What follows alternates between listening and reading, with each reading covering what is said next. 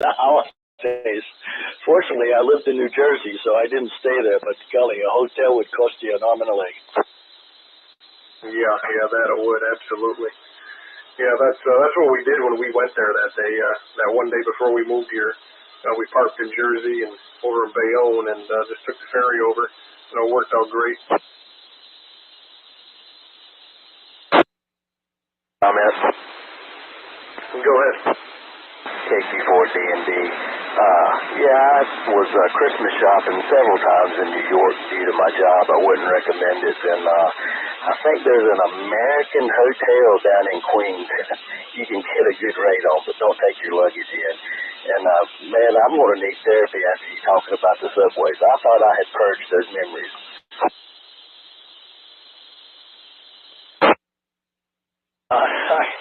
I think the coldest place in the world was, I would take what we used to call the tubes, the Hudson tubes, going from Newark, New Jersey to Manhattan, the lower side of Manhattan. I took some postgraduate courses at NYU, and I would go there at night in the wintertime. And at Journal Square, you had to switch trains.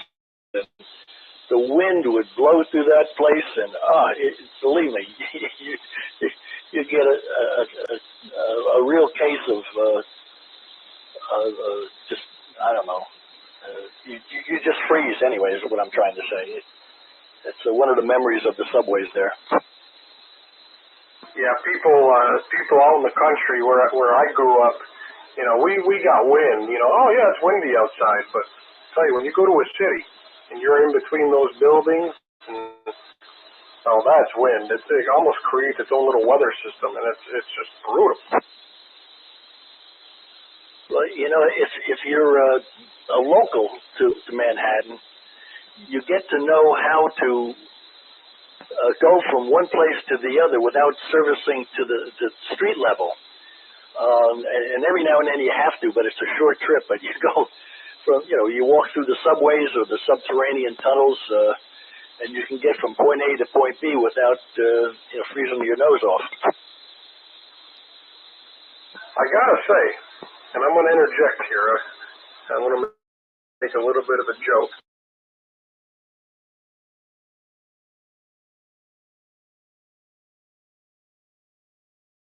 There are guys on this repeater every single day, and for me, sometimes it's hard to understand what they're saying with their strong Southern accent. I wonder if these guys ever thought in a million years that there would be two New Yorkers talking on the Mount Mitchell repeater.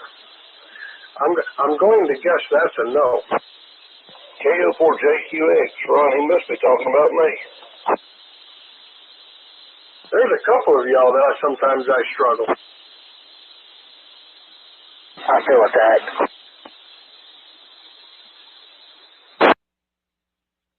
Afternoon, guys. How's things going in North Carolina today? Well, things are, I don't want to say getting back to normal, because that is absolutely not the case, but we could take a few minutes and sit back and just share some stories and have fellowship like amateur radio is all about, then that's a good day. Question. Go ahead. KQ4D&D. I wonder if Yazoo warranty covers reverse polarity. May or may not be asking for friends.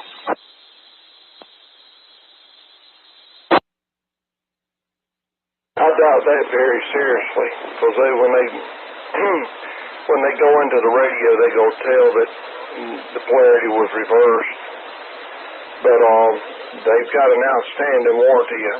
I had a 991A that I sent back to them that the finals went out on the 2-meter side.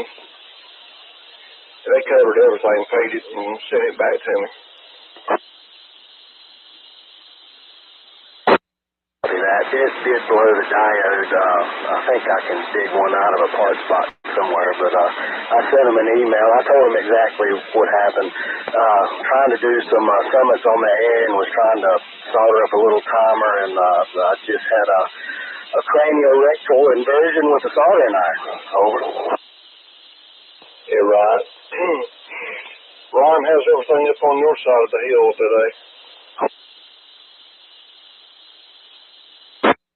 Well, enjoying a bit of a conversation here, relaxing. Got some dog food. Got all the provisions we need, so we're snug as a bug in a rug, I'd say, Jeff. Oh, I thought about you today. I had to go into Greenville. And Marcy L. last night said they was having trouble finding, what did he say, gas and food, I think, is what he said. And I told him, I said, we got plenty of it down here, plenty of water, you know. I told him, just let me know. I told him the same thing I told you. But just go tell you real quick, Ron, I went to see my oncologist today, and she postponed my treatment for today until they do that biopsy on the 8th. I'm sorry, what was the date that's going to be done, Jeff? October the 8th. Okay, well, I'll be thinking of you and hoping for the best. Like I say, Jeff, you're my hero. I don't know anyone who has sustained what you have sustained and has persevered and such a good attitude. To me, it's just amazing. Well, she told me today that if it was, malignant, that it was in the very early stages, and thought like, they could take care of it. Well, I sure hope so, and keep me informed. I really want to know what the outcome of all this was. I mentioned my first wife passed away. She had cancer. Survived for 10 years, and they were good years. It changed my career in some manner. I realized that I could continue to do what I was doing and packing away for the future, I guess, but it wouldn't have been significant to her. And so I took time off and we traveled. I traveled around to Europe and the Caribbean and Hawaii and whatnot. Tried to make her life as full packed as I could. But you're in some ways it's in the back of your mind. You're always thinking. You're hoping for the best. Yeah, and I mean that was, man, I admire you for doing that. And it ain't always easy, but you just have to take it on the chin and keep getting it, Well, one of the things is, I could faint. I don't know if anyone here is old enough to remember what they used to do for a TB test. It used to be called the patch test. And it was just the mildest thing in the world. They wouldn't even give you a needle. It was like some scratch on the surface of your skin, and they put a Band-Aid over it. And I think I had one of those like in 5th grade. And I kind of got lightheaded. I went back to the classroom and I fainted.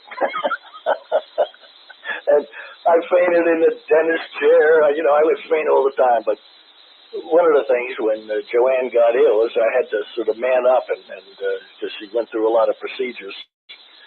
And I couldn't be falling on the ground and being a problem. It's crazy what, the challenges put before you in life, you take care of, and you look back on them and you chuckle a little. You mentioned that TB test. Wasn't that the thing that had 4 little prongs on it that they just barely touched you with, and it made like 4 circles or something? That was probably an improvement over what I had. I think there was one little needle or one little scratch or something. But later on, maybe they did something a little bit better. Well, I still got a scar on my shoulder from one of them tests they give us in school. I don't remember if it was Man, I can't remember what it was for. I don't know if it was polio or what it was, but they give you some kind of test, and it made a sore, you know, and a scab and left a scar. Golly, I remember, you know, everyone over the age of, you know, when I was growing up, my parents had that little round scar, and just virtually everybody did. That was some sort of vaccination, I think. The test I'm talking about was a test in school for tuberculosis. A little bit different. Yeah, I remember taking that. And like I said, I can't remember what that vaccination was for or nothing. I just remember it making a scab and coming off and leaving a scar. But I'll tell you something, I might have told you this before, but when I went through a stem cell transplant, they had to give me every one of my childhood immunizations over again. Oh, man. Right? Hey, fellas, that equal-sized scar with the little punctures in the scab, that was for smallpox. There's a biggie, Alpha Delta 3 India. Okay, thanks for that. Yeah, that's right. It was for smallpox. Things you don't think about today. Think of the diseases you don't think about. It's a wonderful time to be living. I think there was a break or a contact. Go ahead. K4Z and Key. I just want a radio check. I just set up a new system at the house. Just making sure it's working.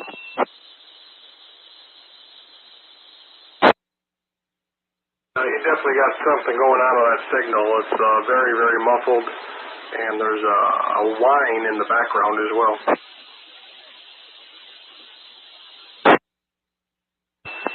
All right. Thank you very much. You're very welcome. Comment. Go ahead. Yes, that's right. You're still on. Would you be offended if I put you on the prayer chain at my church? Well, Minister, not at all. I'm on a lot of people's prayer chains, including the one at my church. But, yeah, I'd be very appreciative of that. That's no problem at all. But, run back to what y'all was saying, and I appreciate that, sir. The last time I was in New York City, I was up there in a tractor trailer. I was driving an International Eagle Conventional, pulling a 48-102 trailer, and I unloaded on 34th Street in Manhattan. And I promised myself and the good Lord that morning when I left there, I would never come back. Yeah, it's funny. This K2DMG. I have a very good, that same friend I was telling you about, the guy, he's an amateur photographer. He used to drive tractor trailers. And if he's listening right now, he knows what I'm going to say. And he's probably yelling, no, don't. One of the very first trips he took down in a tractor trailer was to somewhere in Queens. And I had given him directions because I had been down there many times myself for work. And I knew right where he was going. And so I gave him directions to the city and how to get in. And he went, you know, late at night and got into the city at 3, 4 in the morning before all the traffic. And he made his delivery. He was delivering sugar or something. And he said, all right, Dan, I have to go. I'm going to get on the road here, and I want to pay attention to what I'm doing. I said, all right, give me a call in a little while. It'll probably take you an hour, 2 hours to get out of the city. You know, go through the Cross Bronx and all that. And I think he was on the BQE. That's where he was, 276 BQE. And it was like 4 hours later. I still hadn't heard from him. I said, all right, well, I'll get another hour. Still nothing. I finally called him. It was about 5 hours after he said he was leaving. And he goes, what? And I said, well, you get out all right?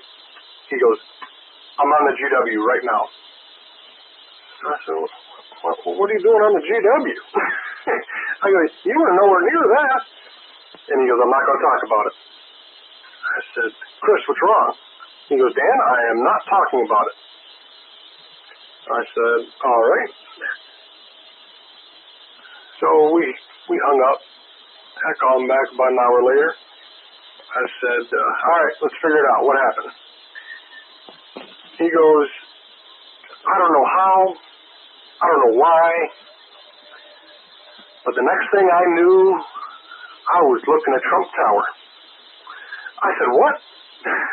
You know, and this is obviously all before, you know, Trump got into politics and all that, so this was way before that. This is probably back in the Apprentice days in the mid-2000s, and, you know, when there wasn't strong opinions either side. So, you know, remember that during the story here. And I said, what in God's name are you doing down at Trump Tower? And he goes, I don't know. He goes, next thing I know, I was crossing a bridge. I thought I was going into Staten Island, and I saw the sign, welcome to Manhattan.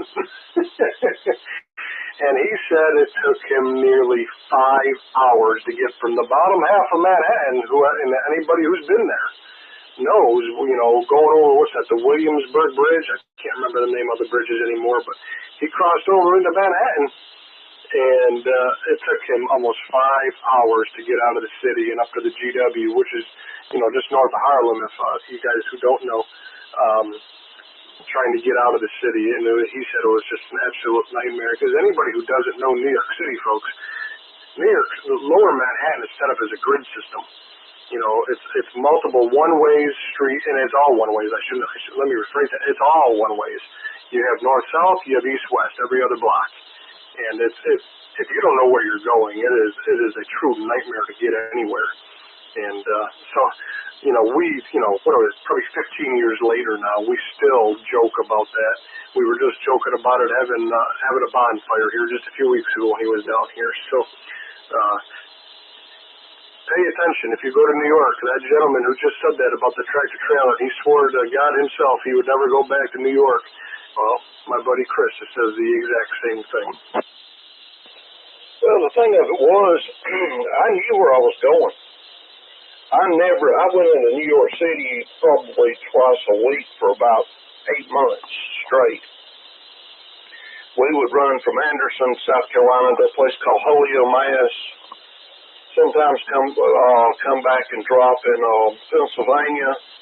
We'd end up in New York or New Jersey. We pulled a lot of steel out of Bethlehem Steel Mill in Sparrows Point, Maryland, too, up there. But what happened to me that morning was I was running double with another guy, and we had one pallet of wallpaper to deliver on this truck. You got this massive tractor trailer with one skid, and I had to unload it on the street. And they come out there with a forklift and got it. And I made the mistake. I was driving, my buddy was in the bunk asleep, and I had the window down, and it was in springtime. And I leaned over the steering wheel and went to sleep because I've been driving all night with the window down. And this gentleman decided to come up with a switchblade and try to relieve me of my money. And I'm going to let the repeater drop.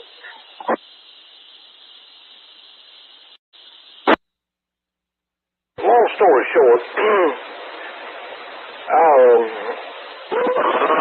went up the elbow because he had his sticking in the window of the truck with a knife in his hand. And I hit him across the face and forehead with a 3-cell maglite, and then I stepped out on top of him with a pair of cowboy boots on and give him an attitude adjustment. And there was 2 New York City cops coming running down there yelling at me, don't kill him, don't kill him, don't kill him. And I told one of them, I said, I started to shoot him. And they stopped and they looked and they said, did what? I said, I started to shoot him. He pulled a knife on me. He said, you got a gun in that truck? I said, yes, sir, don't everybody?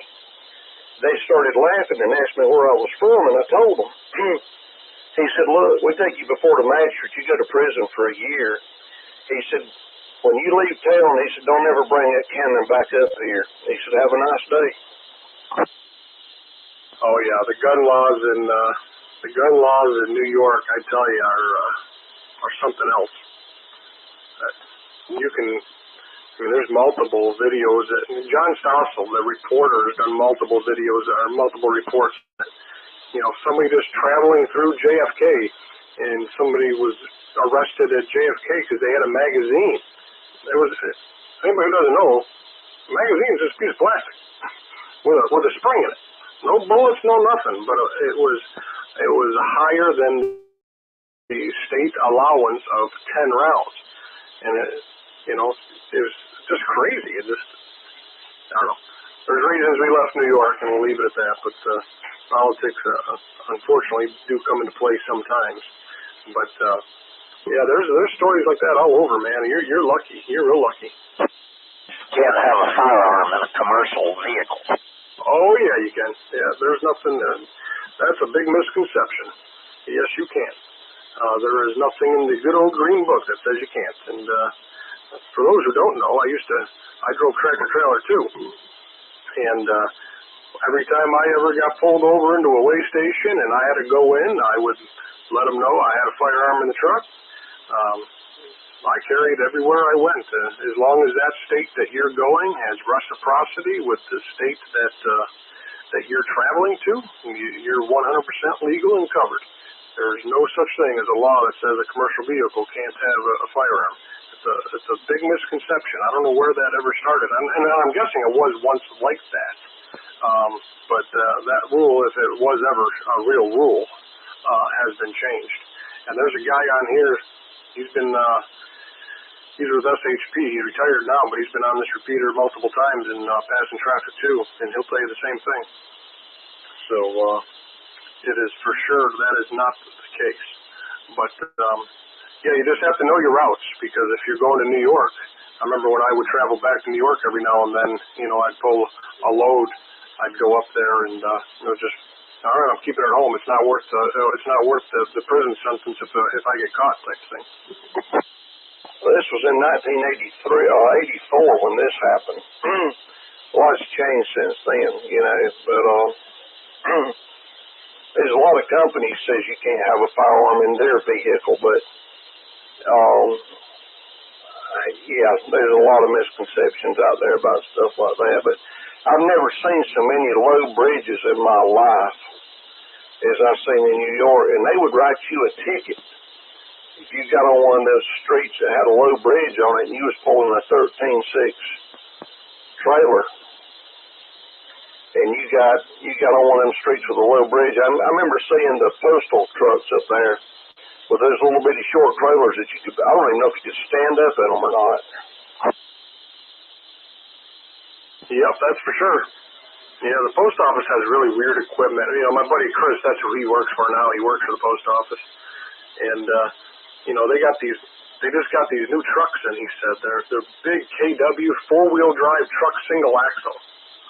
And he's like, what do we need this for? He goes, we literally on airport property shuttling, why are you spending this type of money on a truck that never leaves the property type thing? And I don't know, that's a whole nother conversation. Why would they buy something like that? But yeah, that's for sure. Yeah, there's nothing in that green book. When I was in law enforcement, I would be able to carry on my badge while I drove, because I always drove part-time. But now that I got out of law enforcement, just back to a regular CCW, and still carry, no big deal. I haven't drove now in a while, but South Carolina doing that 85 construction there, boy, I get myself pulled over there all the time. All the time. Every month I get pulled over at least once. Hey, you're going too fast. We're not writing tickets, but just slow down. Hey, officer, got my firearm with me, type thing. It's no big deal. As long as you're licensed to have it, and you let a cop know that you have a firearm and you're legal to have it. Most cops will say thanks for letting me know, and just don't go after it, type thing. And that's the way I treated it when I was on the road as a cop. Comment? Go ahead. Yeah, it may be legal to have a firearm in a vehicle in North Carolina, but in New Jersey, where I lived for a long time, it's illegal to sell or possess a slingshot. So be aware. Yeah, that's, how did I say this earlier? Just a few minutes ago, there's a reason I left New York, and It's all those little laws that, we all have little laws down here too, but these ones are a little more manageable. It's crazy how the laws have changed and everything. And but guys, I've got something I got to take care of real quick. I'll probably get back on there after a while. Ron, I enjoyed it. That other gentleman, I don't even know your name. I apologize, but I'll catch up with y'all after a while. I'll say 73 from now. KL4JQX. Y'all keep it up. Yeah, take care, Jeff. Hope to hear you later on. Dan, I don't know if you know it, but there's a group that is frequently on this repeater in the evening, often attended by Lynn, who I think you know, who was doing some of the work that you're doing before you became involved. And we call it the Rowdy Roundtable. I don't know if you're familiar with that. I found out about it last night. I was doing some work for my business last night, and I just came up here, sit in the chair. I didn't even think about turning the radio on, and I don't know why. I came over, I pushed the button, and it was obviously on this frequency, and I sat there and I probably listened for an hour before I even said anything, and next thing I know, it was 3 o'clock in the morning, and I looked at the clock, I go, oh man, I gotta go. I gotta be up and run this net at 9 o'clock, so, yeah, I found out last night, and I had some fun, I had a good conversation. It definitely cures insomnia because by the time you're through participating, it's into the wee hours of the night and you're exhausted.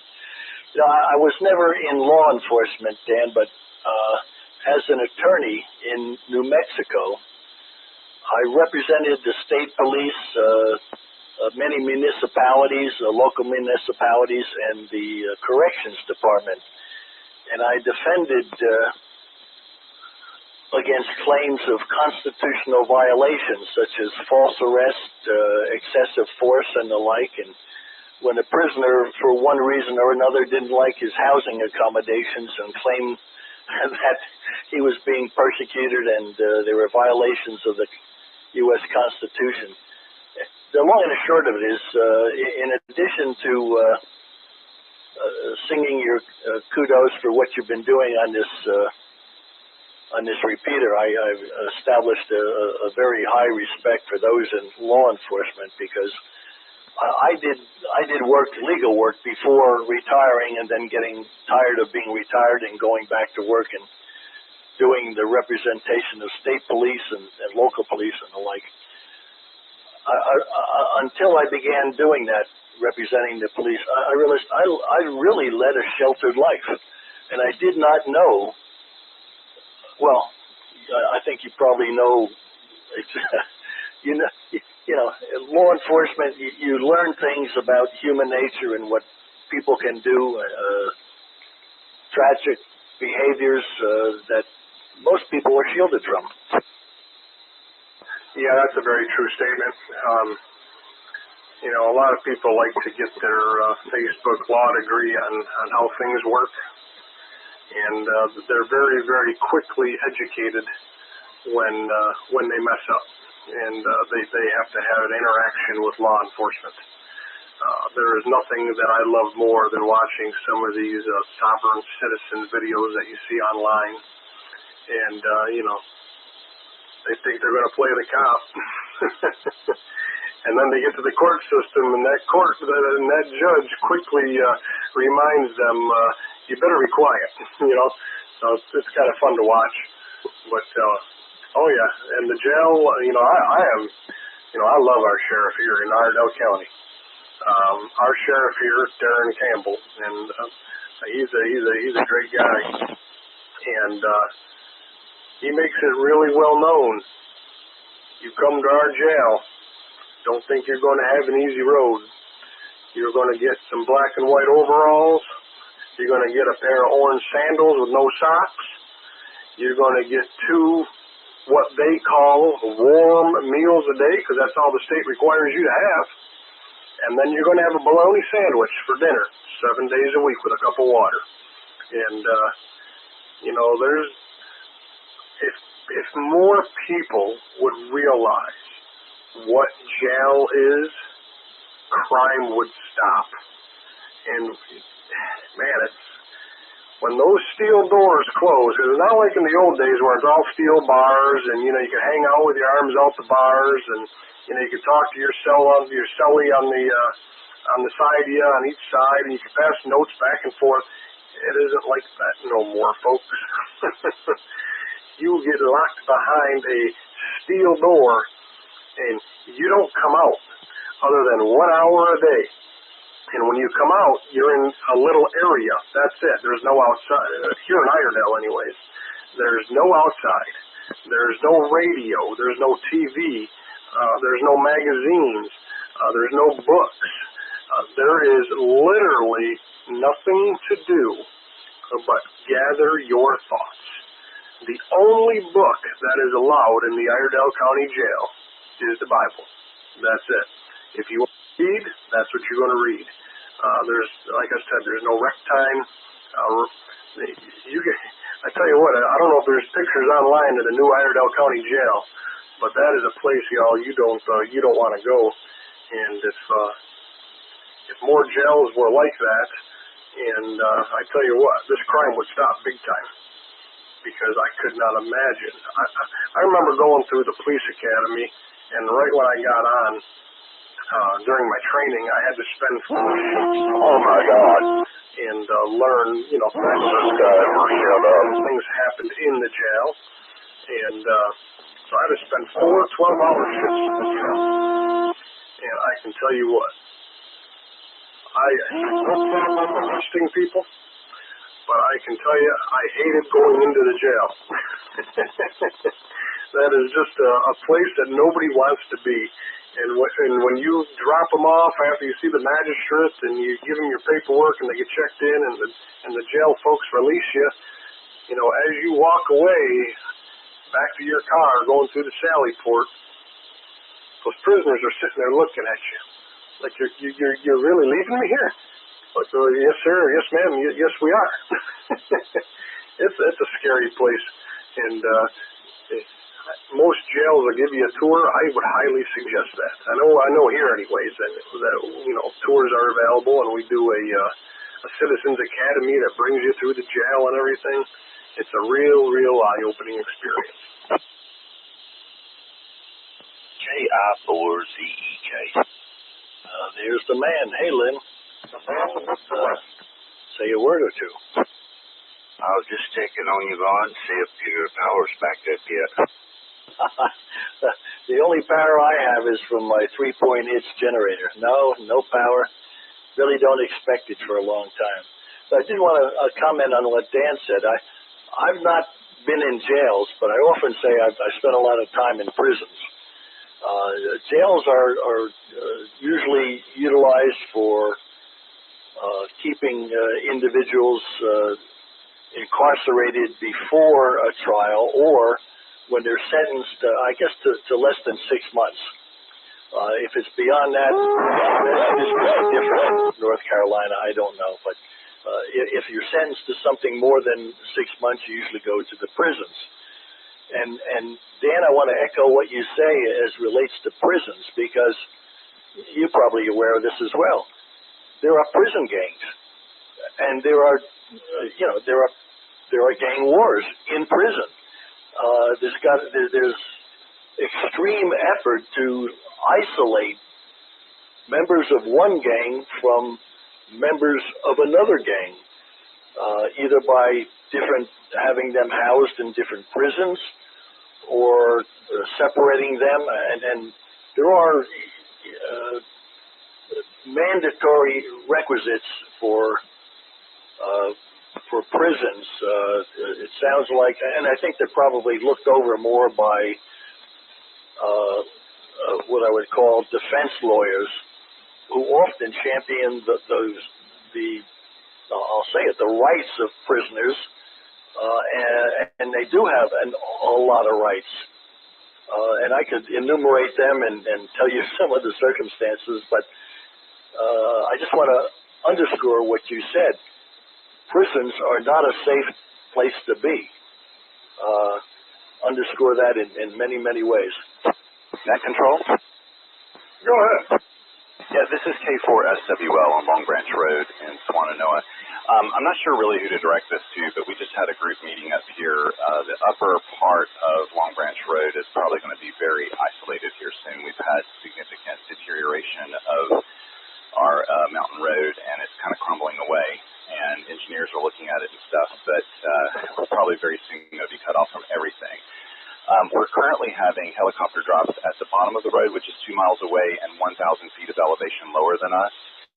And it's really difficult for us to ferry items up because of the road deteriorating. We can't take ATV traffic across it even a whole lot anymore.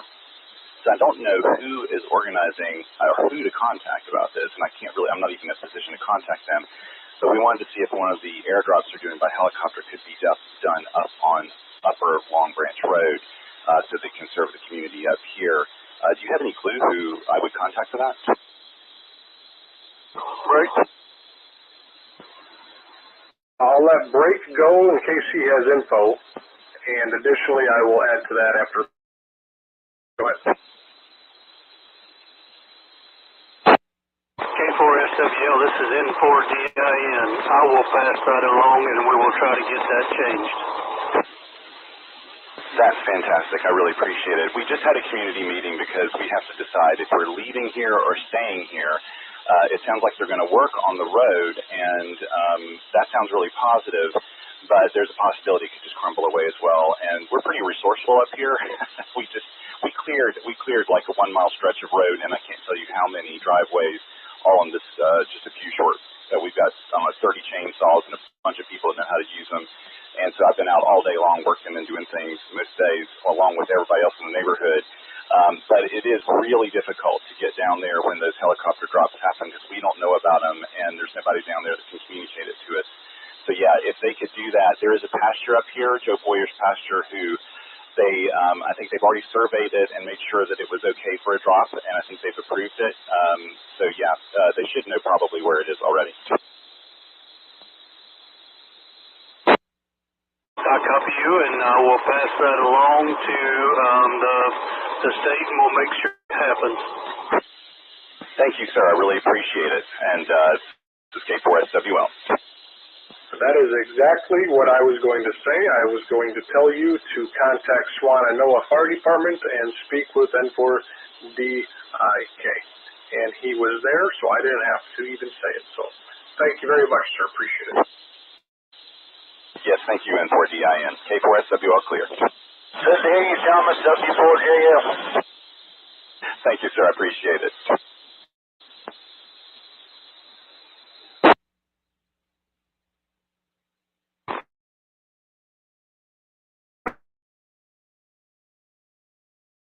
The whole 6-month thing, and that's after sentencing. So, like for example, we have murderers in, people. Let me rephrase that. Charged with murder. I don't want somebody to think of people charged with murder in jail right here, and they've been there 4 or 5 years. And it's not that it's anything that the prosecution is doing wrong. This is a thing of the defense. The defense wants the delay, because the more you delay, the more people forget. So I don't know, they try to get this false hope into these people who are arrested.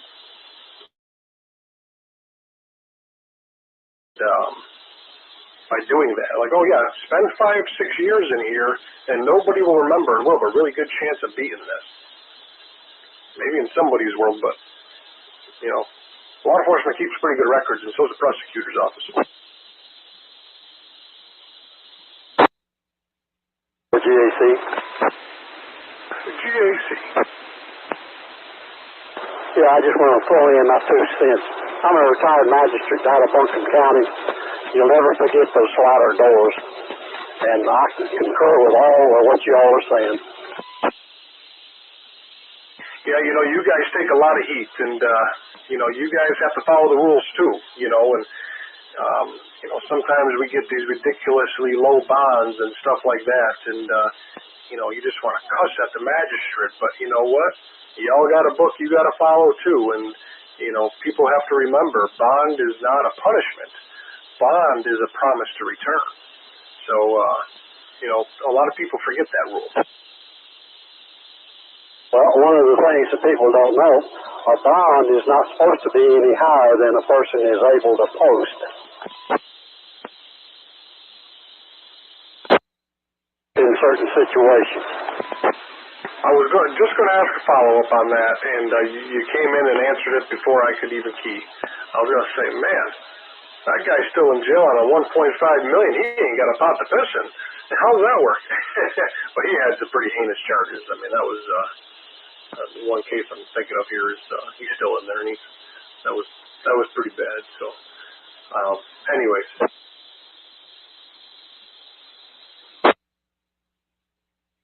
She does have a lot of discretion, and we can do unsecured bonds, what have you. And if I felt like that somebody was actually going to come back to court and it wasn't a violent crime, I could give them an unsecured bond and just tell them if they didn't show up, they were in deep trouble. Yeah. I used to love serving warrants. That was kind of my gig. When I logged into the computer, I'd just start searching warrants at the beginning of my shift. I'd work on them throughout the night. It's amazing how many people are out there with failure to appear warrants. You go wake them up at 3 in the morning. Come on, you're going to jail. Oh, it's 3 in the morning. I got my kids, bro. Should go to court, I guess. I don't know what to tell you, But it's amazing how many people just don't go to court. I mean, if I were to get arrested, I would, number one, want to try to prove my innocence, and two, I'd want it taken care of. I wouldn't want to live with the fear of looking over my shoulder all the time. Since I retired ago, I am very disgusted with the amount of people that you put them in the jail, they go to court.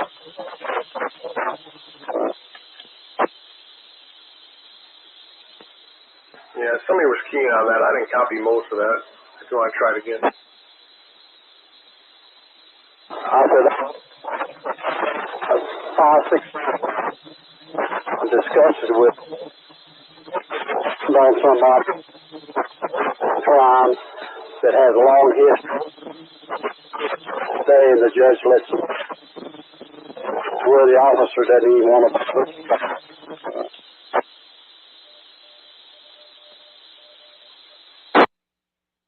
After that transmission, I think it's on your end, sir. I think you're having an issue with the microphone or something.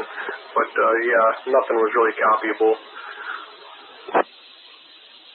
I copy them on the input here, and it was up and down.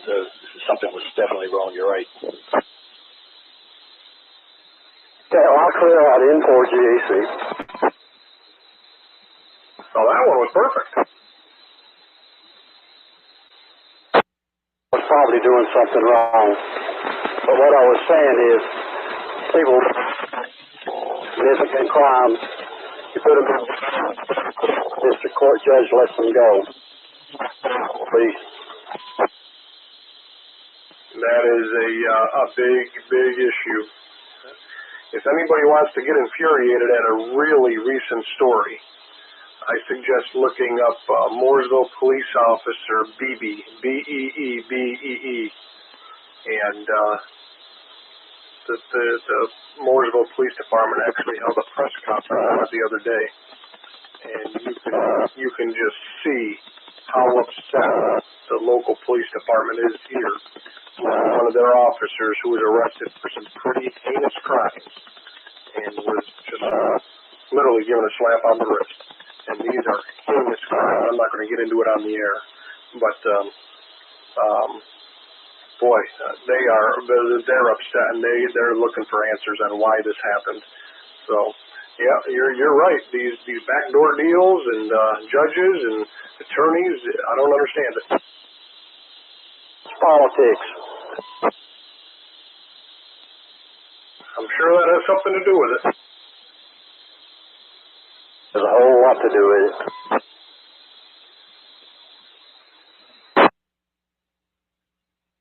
And somebody it was came up on you too, so it's done intentionally. Oh, okay.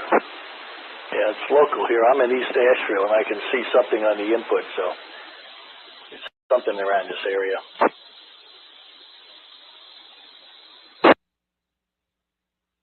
By the way, everybody, I'm working on the update here. We've got talking, and it might be a little later than 7, but I'm working on it right now, pulling up all the county's updates here.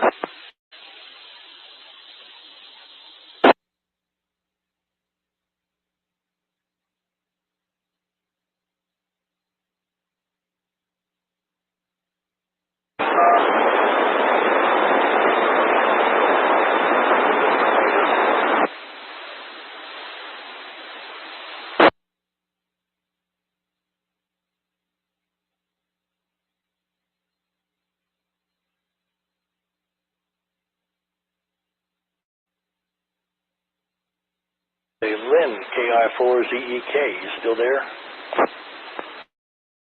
Hey, Mr. Ron. Yeah, well, how was your day today? Have you achieved anything of interest?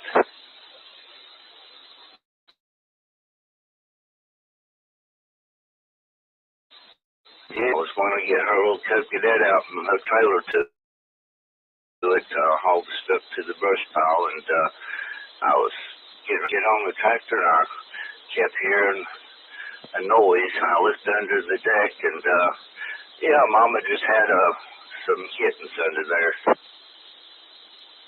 KI4WCA, Asheville. Mr. Michael.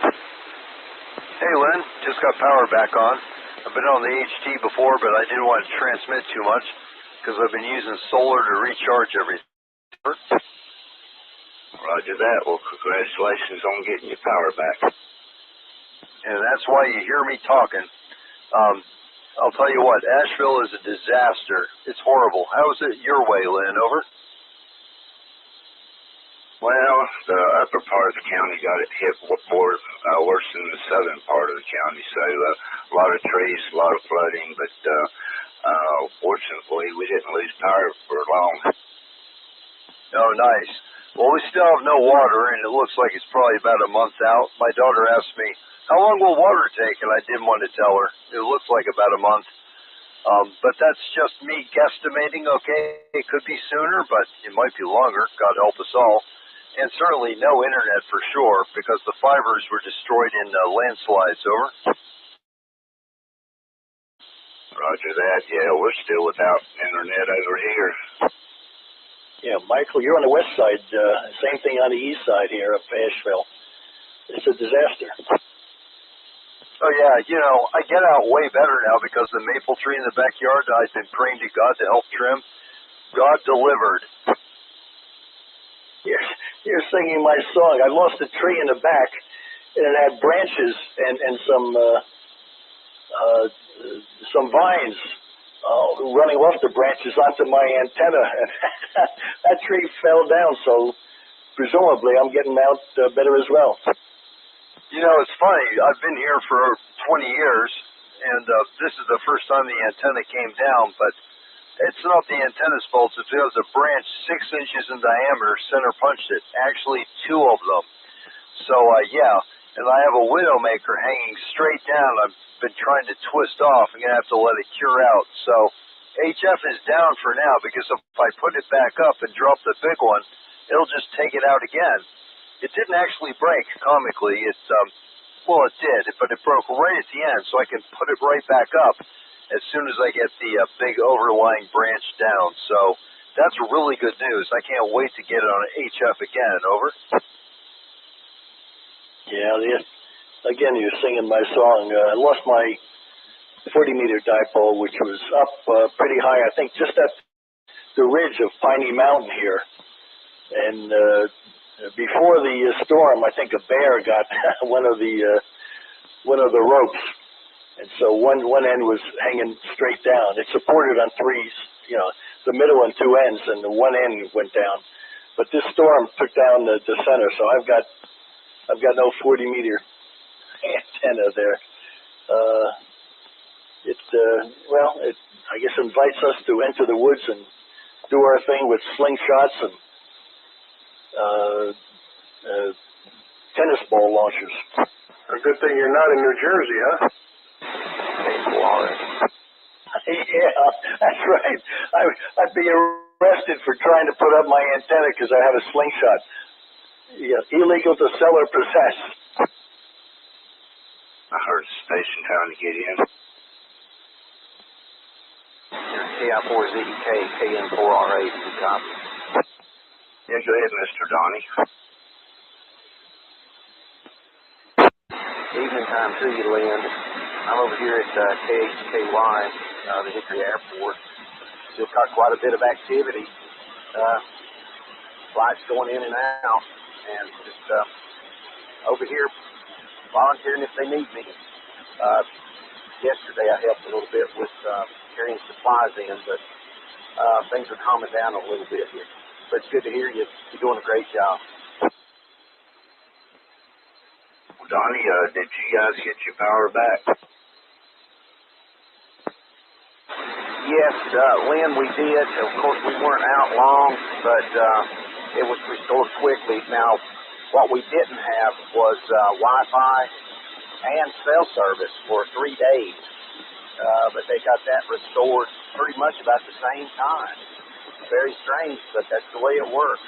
Maybe Spectrum has something to do with Verizon, because when one came on, the other one came on. Oh, that's interesting. Well, we appreciate you volunteering out there, and I've been watching on the news. They're bringing in a lot of people from the Asheville area into the Hickory Airport because they've got family over here. So, but thanks for volunteering and being part of the cause. It doesn't feel like work, Lynn. It's more fun than it is anything, and it feels good to see people be relieved. You know, getting a little bit of peace of mind, even though they've just been through hell and back. They're being taken care of. So, appreciate everything you're doing. It's KN4RA. Hey, folks, I'm going to just make a quick statement here, K2DMG. I am not going to cover certain counties tonight. These counties were not apparently hit very hard because these counties have sent deputies and firemen all out east, if you will, because they are well west of Asheville. And that's going to include Cherokee, Clay, Graham, Swain, and Macon. Those, what's that, five counties we're not going to cover tonight because they're not even doing updates. And most of them don't even have a page to look at. So I'm not going to take the time to try to search for them again, but they haven't had updates the past 2 nights, and I'm sure they're not going to have some tonight. I'm running a little late here, so I want to make sure I get the, the harder affected areas hit in here tonight. K2MG. K2MG, thank you for that. I've been listening to you guys on the battery power. Power just came on here at the shack, so I'm on the big rig, as it were, which makes me very happy. The big problem here in Asheville right now is, of course, there's no internet. That's everyone. But no water. What a nightmare. And I've been getting as much drinking water as I can and draining a swampy puddle behind the house to flush the toilets. Over. Mount Mitchell Central, 5466.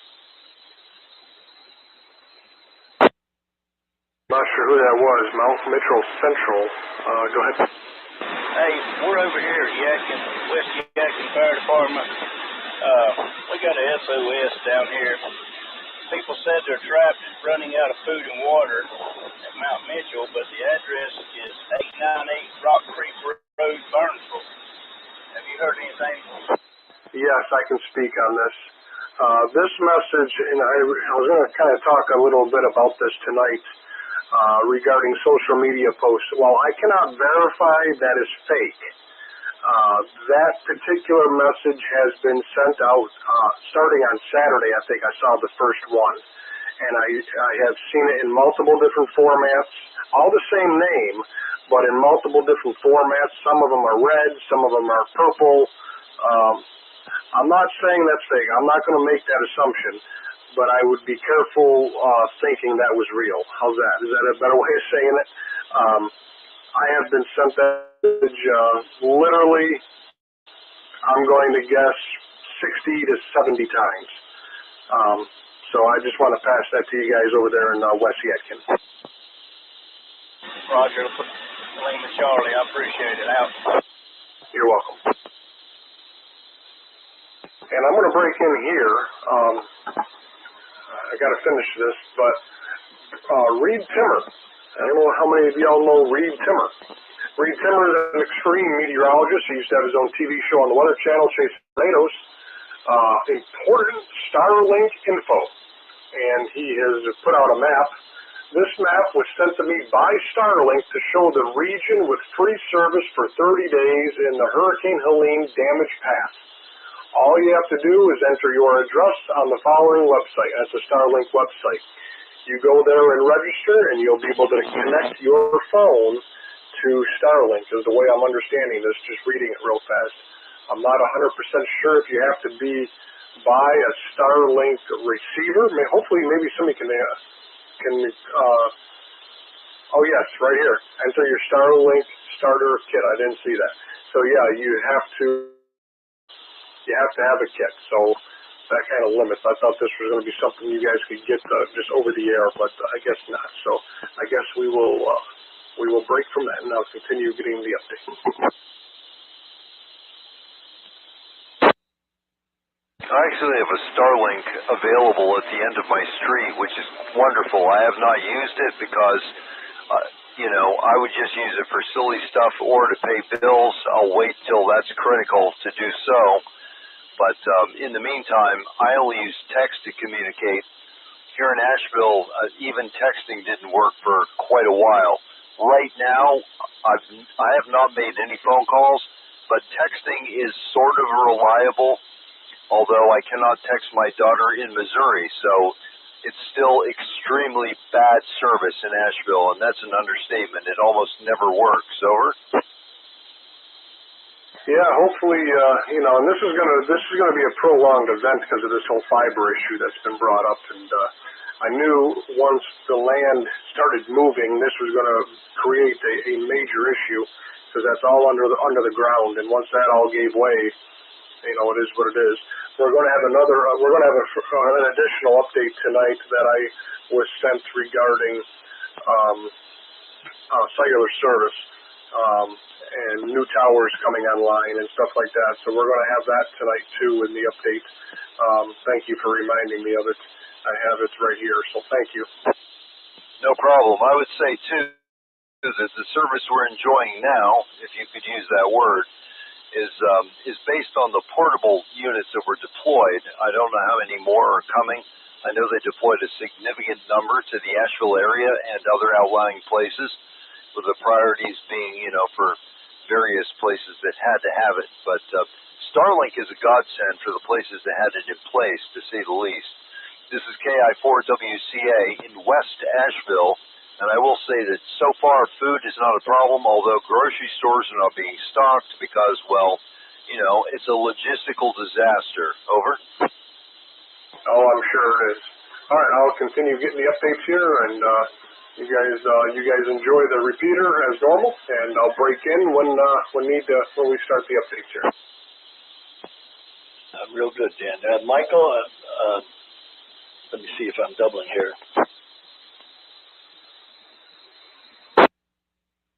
Michael, I think the situation in Asheville is very spotty. I've had cell service reliable since yesterday, and initially I could only send texts and short emails, but now I can use cellular to access the internet. So I think it is, where you are. I'm in East Asheville, and coincidentally, I went to Black Mountain to get some dog food and water. Water's readily available. They had a whole stockpile of it. I bought 5 flats of 24 16-ounce bottles of water. They were charging $5 for a flat. But there was a mobile cell station right there. I took a picture of it and I actually sent the picture to Lynn. I can send it to others if you're interested, just to see what it looks like. But it's a picture of one of the mobile cell sites to which you referred. Go ahead. All right, very good. Well, after the disaster, I hope to see photographs of those. Right now, bandwidth is really critical. I was talking to some people today, and they were talking about they were going crazy for streaming video and stuff, and I was like, dude, seriously? No, don't do that. This is for, like, we're still in the search and rescue phase. What are you, insane? Over? Yeah, Roger, you don't want to overload the system. And I don't know, at the Tractor Supply store, they were saying, you know, right there you could get access to the internet through their system. So maybe it's geared up so they can do that. They had a big satellite dish on top of the truck that had the big antenna. So you know, maybe bandwidth is not a problem for the individual cells. No, it isn't. But the problem is that each cell can only accommodate so many users. I've been listening to the North Carolina Viper system, and I have never in my life heard it as busy as it is now. It's insane the amount of traffic on it. Over. Yeah, Roger. That's I would expect so. But yeah, you know, this is an eye opener about how significant is communications, and it makes me happy I followed Lynn's advice to get a Faraday cage, because you know, this is one type of a disaster. Others are always lurking, and so it's good to think ahead. You know, it's funny. I had just bought a GMRS license. It hasn't even been a month ago, and I got some equipment. And I can't tell you how glad I was to hand one of those radios to my daughter when she wanted to go out roaming around with her friends. I could talk to her. This is when cell phones didn't function at all. No texting, no nothing. And so I knew where she was, what she was doing, no problem. And so many people are using FRS walkie-talkies now. But I noticed the traffic has dropped ever since there was like a little bit of cell phone service. As long as kids and stuff can text, that's good enough for a lot of people. So there you go. But yeah, there's nothing like being in a good location with decent equipment, especially if you can run it when the grid is down, which fortunately I could. I was charging everything with a big solar cell and a solar battery bank, and that thing, best investment I ever made. Over. Roger that. You know, I could kick myself because I've got a marine battery here, deep discharge battery, which I'm talking on right now because the generator isn't running. But what I didn't do is get a 12 volt to I guess it's 5 volt on the what do you call them? I'll think of it in a minute. Senior moment, whatever you plug your your cell phone into. So I've got to get something that will do that for me. And I you know, I don't want the car plug-in thing. I want a, you know, a physical item that I can run 5 or 6 USB cords off of. Oh yeah, mine only has 3 outputs, which was more than enough. We charged everything in the house we needed today. It was real sunny. And so I said, bring everything out, and we charged everything right to the hilt. But even when it was really cloudy, like literally a day or two after the storm, when the power first went out, I was able to charge it enough. It never got below 57%. So outstanding. I can't tell you how pleased I am. With that, I'm gonna sign off and say I'm alive. Michael in West Asheville, Kilowatt India number 4, Whiskey Charlie Alpha. It's been great hearing your voices over these past few days, and I'll be listening from here on in. Over. I think I'll be doing the same. Listen to Dan's report. Lynn will hopefully we'll chat later on tonight. I got to run the generator a bit in about an hour or so. I've got plenty of time. Take care in the interim, and we'll chat later. WA2UCZ. I'll be just listening. All right, Ron, Mike, we'll catch you guys back. Yeah, we'll get the Rowdy Round Table stirred up a little later this evening, but good to hear you in here. I'm glad everybody's safe. KI4 ZEK. Back to you, Dan. Well, perfect timing. I just walked back in the room from 10-100. I'm going to get a sip of my drink, and we will be ready to go at 7 o'clock. Thank you all for sticking with us.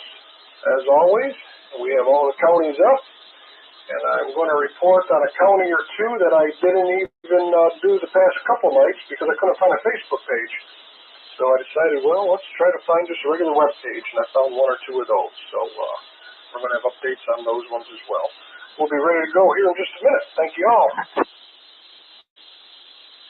KN4 ACU. Go ahead. Yes, this is Franklin Patterson, KN4 ACU. I got a call from a fellow representing the Tar Heel Emergency Net today. And I heard folks talking about their HF antennas being down, but they really would like situation reports from folks in the western counties. If you got HF capability, go to the Tar Heel Emergency Net and give them those reports, or they'll tell you where to send them.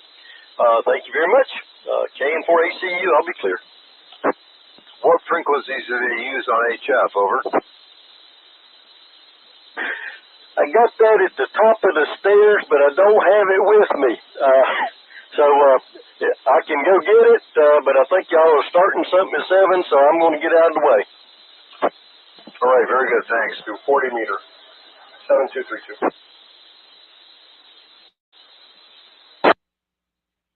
80 again? 7232. 7232 on 40 meters. All right, is that it? Is there none on 75? I'll double check. Hold on, I got the message here from the EOC about it. I'll just keep my comments to myself. But I will share everything I have with you fine folks. Let's see. Throughout the day until normal conventional communications are restored, we're going to be using 7232. There are the Tar Heel Net at 7:30 p.m. and 3923. Yep, so 3923 will be the Tar Heel Net 3923. But during the day, they are all monitoring 7232. Thanks, old man. KI4WCA out. You're welcome. K2DMG. All right, folks, the repeater has been used extensively over the past hour with me talking along with some others, enjoying some fellowship, and getting somewhat back to what amateur radio is, talking amongst ourselves and enjoying conversation. So I'm going to let the repeater drop for approximately 30 seconds, let these finals cool down, and we will be at the update section for the evening, and at that point we will close the net for the day. And we will be back at it at 9 a.m. tomorrow. So let's let the repeater fall just for a minute.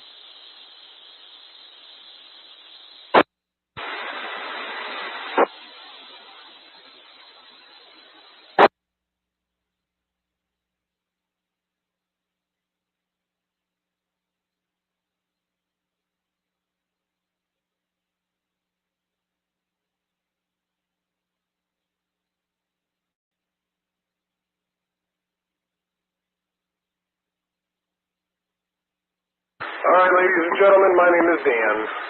I have been somehow tasked with all this by my own volunteering, and I have been happy to do it. And thank you for the men that I was speaking with last night that informed me of Lynn, really the one starting this on Friday morning, I guess. So thank you, Lynn, and I'm glad to have your friendship now and talking with you. I had talked to you throughout this, but I had no idea that you were really one who came through and started some of this in the early hours of Friday morning. So thank you for that, or I'm sorry, Saturday morning. So thank you. All right, I am going to go through this in no particular order, because if you know the western half of North Carolina, the counties are all mixed-matched in different shapes, and it's just the way I picked them when I was picking them off the map. So the first one we're going to start with tonight is going to be Mitchell County, North Carolina. This was posted 53 minutes ago. Let's see here. October 2nd-3rd update for Mitchell County. Progress is being made in our region. Listening every afternoon at 1 p.m. for an update on WTOE Radio, 1470 AM, or stream at WTOE.com for the latest information. That's streaming every day at 1 p.m. on WTOE. A burn ban is in effect. Water resources are low if fire breaks out. A boil water advisory for any water not bottled that is being used for drinking and cooking. Okay, so boil water advisory. Household trash bags and, oh, okay, I messed that up. I apologize, guys. I'm starting too early to mess up here. Household trash, bags, and keep it on your property for the time being. Yeah, they messed up there. All right, so what they're trying to say is bag your trash and keep it on your property. They messed that up. I'm trying to read word for word, and when that happens, when they mess up, it screws everything else up. So bag and trash and keep it at your property at this time. And one second.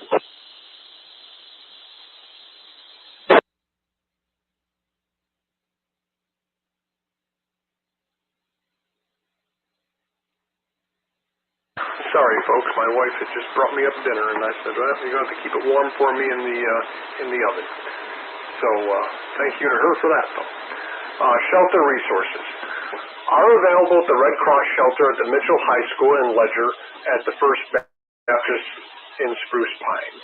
Distribution for supplies for water, food, baby diapers, and formula and cleaning goods will be available at the Mitchell Transportation.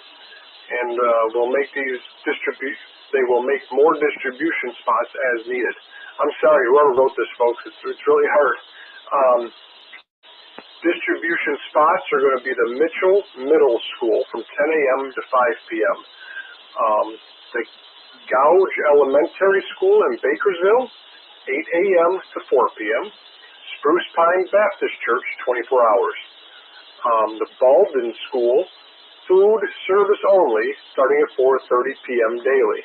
Little Rock Creek Baptist Church at Glen Eyre. The Fork Mountain Fire Department, the Bradshaw Fire Department, and the Parkway Fire Department, all 3 locations. Blue Ridge Regional Hospital is open, only 1 visitor per patient, and all clinics are canceled. DaVita Dialysis is open 5 a.m. to 5 p.m. If you use oxygen, limited tank exchanges are available at Mitchell High and Bakersville and Spruce Pines Fire Department. If you use oxygen or have any other medical issues, consider evacuating over the open routes to somewhere safe. Take your equipment with you. Pine Line Transportation resumes service in Spruce Pines October 3rd, 10 a.m. to 4 p.m. daily. Shuttle from Bakersville to Walmart leaves Crimson Laurel Circle in Bakersfield at 10 a.m., 10 a.m., 12, and 2 p.m. So 10, 12, and 2. Mitchell Transportation will provide transport to any displaced residents to relatives who are outside the county. That is big. Mitchell, let me repeat that for y'all. Mitchell Transportation will provide transport to take any displaced residents to relatives who are outside the county. Walmart is now open from 9 a.m. to 4 p.m. As supplies are limited. State Employees Credit Union in Spruce Pines is open for anybody wishing to take cash out from 10 a.m. to 5. Gas will be available for public sale on 19E in Grassy Creek, Valero in Spruce Pines, and P&R Valero in Ledger at the Youngs in Bakerfield. I'm going to repeat that one because people have asked about gas up there. Gas will be available for public sale on 19E in Grassy Knob Creek Valero in Spruce Pine, and at the P&R Valero in Ledger at the Youngs in Bakersfield. Pharmacies open. This is important for folks. Pharmacies. Roan Mountain Pharmacy in Bakersville and Hospital Drive and the Walmart and Spruce Pines pharmacies are open. Mitchell County Animal Rescue is open till 8 p.m. or opening at 8 a.m. and going to 1 p.m. I'm sorry, I'm getting tongue twisted here already. Mitchell Veterinary is open 10 to 2. The Stewart's Animal Hospital 9 to 4. Debris removal from North Carolina Baptist on Mission. Get info at the First Baptist Church on Spruce Pine. Road updates. 19E is open with some debris. North Carolina 226 is open except for one lane. North Carolina 80 has 2 slides with work to get basic road open to Yancey County. So North Carolina 80 had 2 slides. North Carolina 197 is closed at Pigeon Roost, and North Carolina 261 is closed at Jacks Creek. Red Cross is seeking donations of books, games, cards, etc. for shelter occupants to enjoy their time. They also need pillows and clothing. Anything you may have to donate, bring to the Mitchell High School. Duke Energy and French Broad EMC are working to fix the transmission lines in the area, and that is all the information we have right now from Mitchell County. Anybody need a repeat on anything from Mitchell?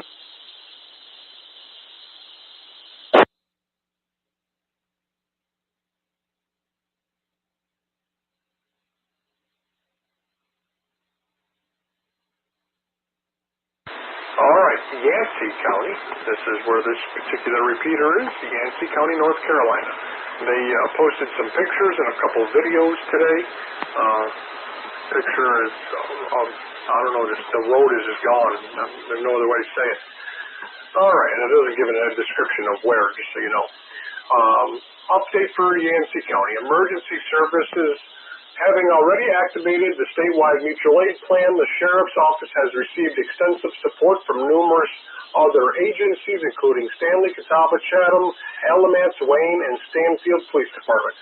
Also operating are the Burnsville Police Department and the North Carolina Highway Patrol. FEMA and National Guard are on the ground and providing support to the ongoing recovery relief efforts. The Yancey County EMS Director has ordered an ambulance strike team and has now received all 5 ALS units to bolster the county's EMS system. A second order of ambulance strike team was sent, and another 5 ALS units arrived late last night to augment the current staffing in response to increased calls and services, as well as increased response and transport times. Break.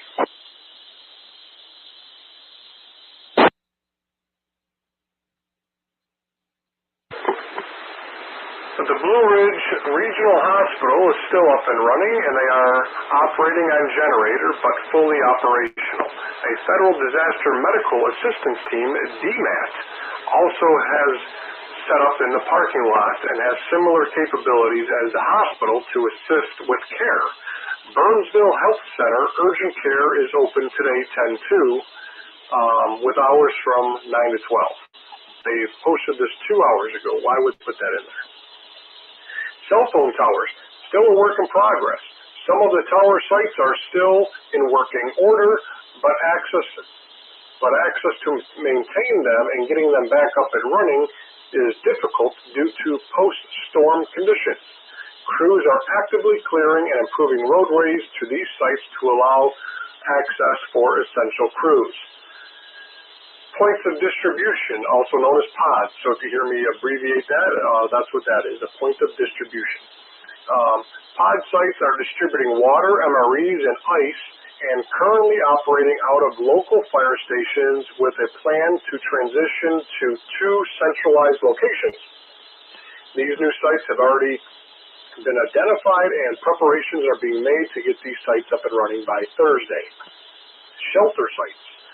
Blue Ridge Elementary School has reached capacity, and we've opened a second shelter location at the Cane River Middle School. If needed, we can also open a third site as needs arise. These sites are being managed and staffed by the American Red Cross. Electric service is beginning to come back in areas, and that will, beginning to come back into areas and able to safely receive electricity. Okay, so your power's coming back slowly. Water treatment.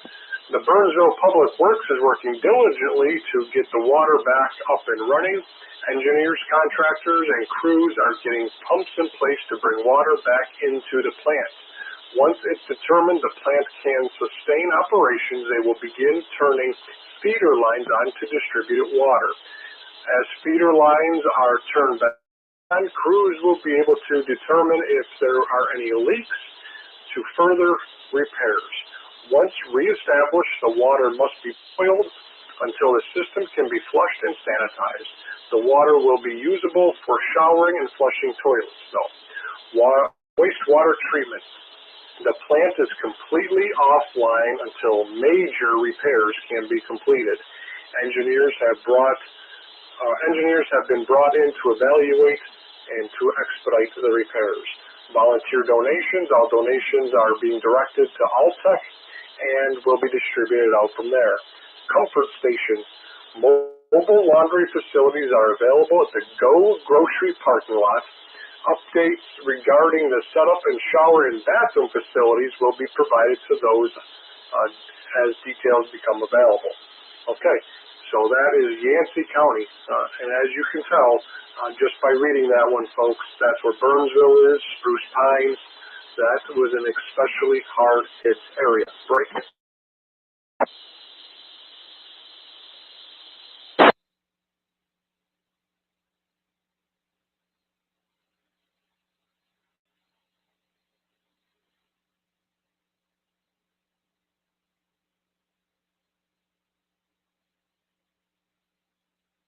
Okay, this is one of the ones that I couldn't find the Facebook page for updates. I found it on their website.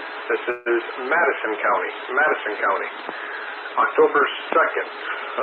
Was it the last update? Yep, that's today. I don't even know what day it was. Schools have been closed for their notice. Potential reopen in 2 weeks to be updated. So schools are closed for at least the next 2 weeks.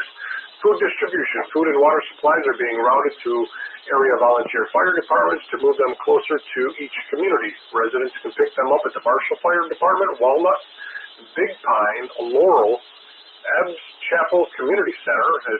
If you don't know where that one is, that's 281 Laurel Valley Road, Mars Hill Fire, Country Fire, Spring Creek Fire, and Hot Springs Fire. Donations can be taken to the Cooperative Extension at 258 Carolina Drive. They are doing limited distribution at this site. Resources also available at the Beacon of Hope waived income requirement. I don't know what that means. Resources are also available at Beacon of Hope waived income requirement. Your guess is as good as mine. And it's open from 12 to 4, 5111 US 2570, and Little Ivy Baptist Church in Mars Hill, 1053 Crossroads Parkway. Senior meal sites for our seniors, and that's going to be the following meals will be open on Friday. The following meal sites will open Friday, 10-4. Marshall, Shelton, Laurel, Center Community, and Upper Laurel. Gas. Mountain Energy on Monticello Road has fuel. BP at the Mars Hill Exit 2 has fuel. Exxon in Marshall and Ingalls in Marshall. Although all those are dated yesterday of having fuel. Shelter. If you need shelter, the Madison Early College, located at 5734 US 2570 Highway in Marshall, is the site for most of the county. They are not a food distribution site. So if you need shelter, go to the Early College, but it is not a food distribution site. Clothing and household items, non-food, accepting donations at the cafeteria Madison High School. Residents who have been displaced or have lost their household goods are welcome to select what they need from the Madison High School cafeteria. Opens at 9 a.m. Trash, Mars Hill trash collection will be Tuesday. I'm glad they put that out tonight. County trash sites are open. So if you want to go to county, I guess that's open. It doesn't give any specific dates or times. Medical, the Marshburn office of the Hot Springs Health Program will be open daily 9 to 4.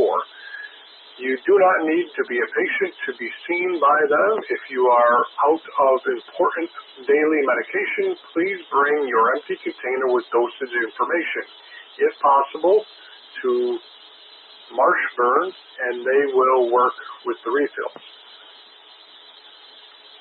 Hot Springs branch of the HSHP is open 9 to 4. So I don't know what these acronyms mean here. I'm sorry. Mars Hill Medical Center is open from 9 to 5. The health department is open, including WIC services during regular hours. And the Marshall Pharmacy and Gift is open from 9 a.m. to help with over-the-counter prescription medications. Mental health, if you're having mental health issues, contact Madison County Mental Health Support. And if you're having a mental health emergency, call the mobile crisis hotline. If anybody needs that, I'll give that to you. Welfare checks, resident welfare checks, contact Madison Emergency Operations Center at 828-649-1955 or email E911, that's Echo 911 at madisoncounty.nc.gov. Residents trying to connect with family members may call North Carolina 211, or if you're out of state, that's 1-800-892-1162 to report missing loved ones. FEMA assistance is available out there. Farm losses. Charles Zink of FSA will be in his office at 296 Old Marshall Highway in Marshall, opening from 8 to 10 for farmers who have sustained loss of crop or livestock or who have damage to their land. Phones are not working yet. You can email Charles at charles.zink@USA or USDA.gov.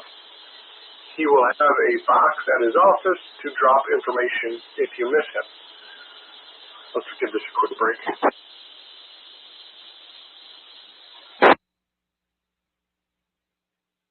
Open roads, one lane. It says one lane I-40 eastbound, although I think that's two now. 26 west to exit 3, and then US 19 to Urban. 26 to South Carolina is open. 26 to US 75 to Charlotte is open. North Carolina 208 to Greenville, and US 2570 to Newport.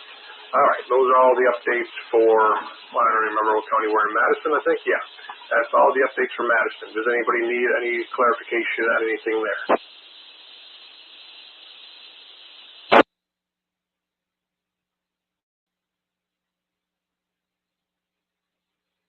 Sorry, I'm letting my radio cool down too.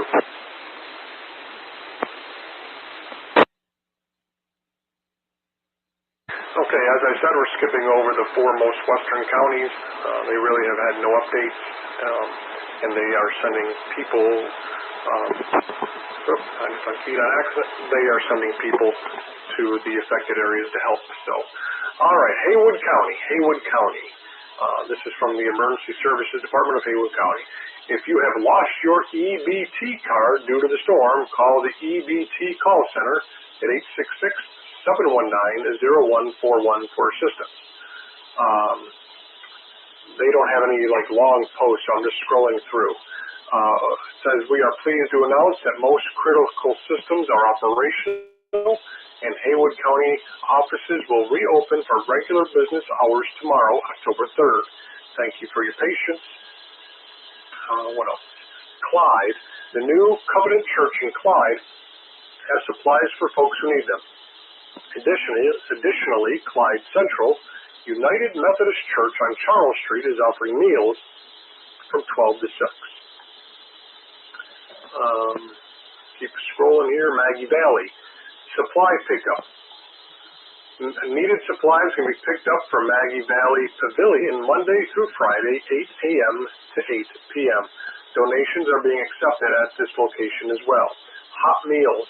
Hot meals are available from Maggie Valley Fire Department, 12p to 4p. Showers are available at the Calvary Baptist Church from 7a to 7p. And I guess that's every night by the looks of it. First Methodist Church in Waynesville at 566 South Haywood has opened a welcome center to assist community members in need. The center is open Monday to Friday from 9 a.m. to 12 p.m. and offers food, clothing, and showers. Fines Creek Community Center, located at 190 Fines Creek Road in Clyde, is available to assist community members in need and as a welcome center. Springdale Golf and Country Club, located at 190 Gulf Watch Road, Canton, is offering free lunch from 11 a.m. to 3 p.m. Crusoe Community Center at 13186 Crusoe Road, Canton, will be open daily from 10 to 2 as a welcome center. They have some MREs, water, cleaning products, baby formulas, diapers, canned food, dog and cat food, and several other items.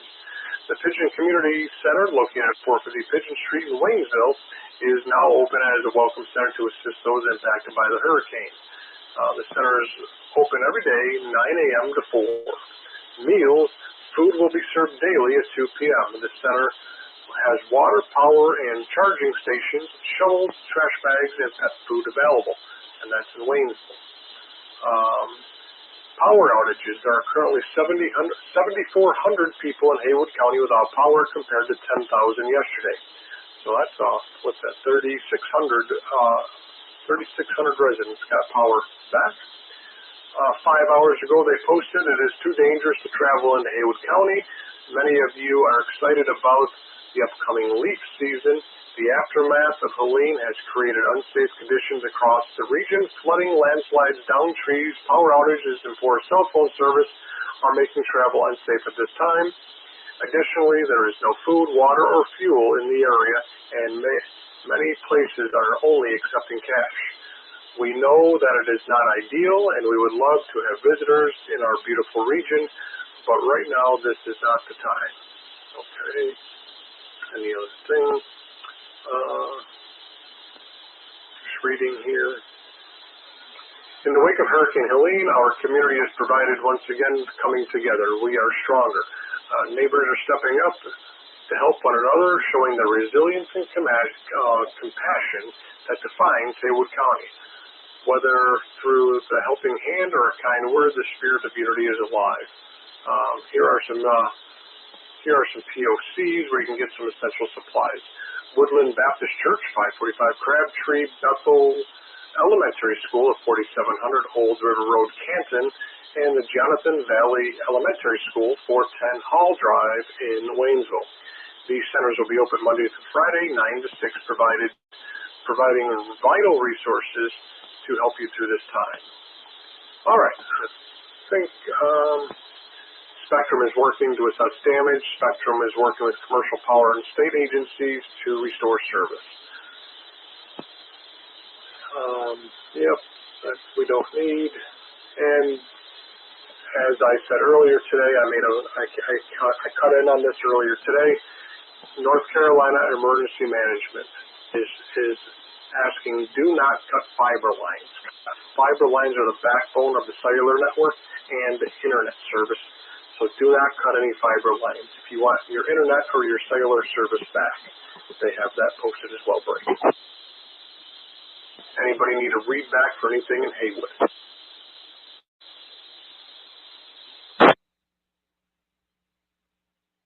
Just giving my radio a quick sec here. Let's see, Hendersonville.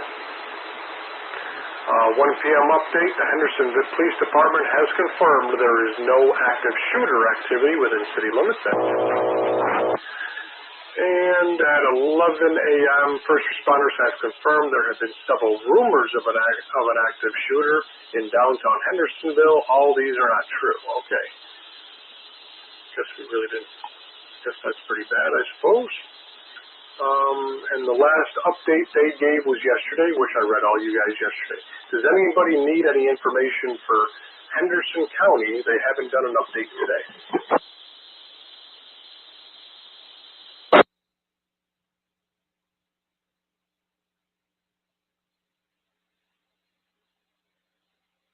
Okay, Buncombe County, Asheville area. So Swannanoa, Black Mountain, Saluda, Leicester, Weaverville, those areas. Hurricane relief update. This was 11 minutes ago. Shelter information. A new shelter has opened at the former Gold's Gym, 1815 Hendersonville Road in Asheville, with a children's playroom, no pets allowed. Repeating, a new shelter is available, Gold's Gym, 1815 Hendersonville Road in Asheville, with a children's playroom, no pets allowed. An additional generator, I just totally messed that up. An additional general shelter is also available at the AB Tech Conference Center, 16 Fernhurst Drive, Asheville. Medical shelter is available at 10 Genevieve Circle for those with medical dependent needs. The Western North Carolina Agricultural Center is full. Power outages. 91,000 customers remain without power in Buncombe County. Duke Energy expects the majority of what can be restored to be back online Friday. 2 submerged substations in Swannanoa will take months to repair. Due to this, mobile substations will be arriving shortly. Wi-Fi is available at the Inca, E-N-K-A, Inca, I guess it's pronounced, Inca Candler Public Library. Use the password read more, all lowercase. Asheville donations. Beloved Asheville is no longer accepting donations. Weaverville. A boil water advisory is in effect. Please conserve water. If you do not boil water, add 8 drops of bleach to a gallon of water. Water is being distributed at North Windy Ridge Intermediate School, 20 Doane Road in Weaverville.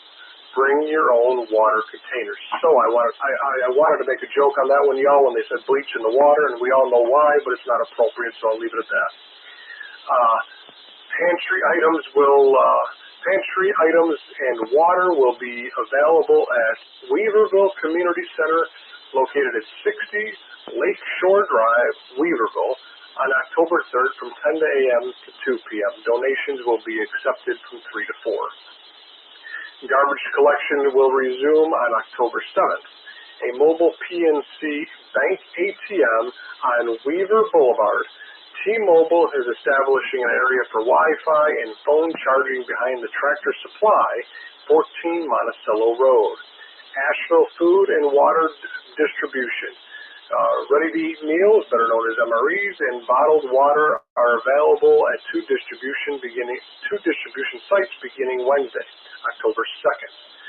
2 more MRE packages per adult and 1 per child are allowed per day. Cases of bottled water are available, 1 case per family per day. Distribution will be until 7 p.m. or until supplies run out. These are located at Asheville Middle School, 211 South French Broad Avenue, and the Linwood Crump Shiloh Community Center, 221 Shiloh Road, Asheville. Bulk water is available at the Pack Square, 70 Court Plaza. Some containers are available, but bring your own if possible. Water for flushing toilets is available at the Asheville JCC Pool, 40 Clyde Street, on Tuesday and Friday at 10 a.m. to noon. Enter from the Clyde Street and pull up to the pool gate on North Crescent Street. City of Asheville Water work continues to restore water, and many roads are not accessible for crews to make repairs. Water treatment plant. William Something Water Treatment Plant is not accessible. North Carolina Department of Transportation staff are on the ground rebuilding the road to that plant. Once road repairs are done, people and equipment can be delivered to the site to begin repairs to the plant. Mills River Treatment Plant is functioning and providing water to some residents. The plant is being repaired and crews are working to get the plant to full capacity as soon as possible. North Fork Water Treatment Plant is operational, but delivering water due to no water available. Did I mess that up? That didn't make sense.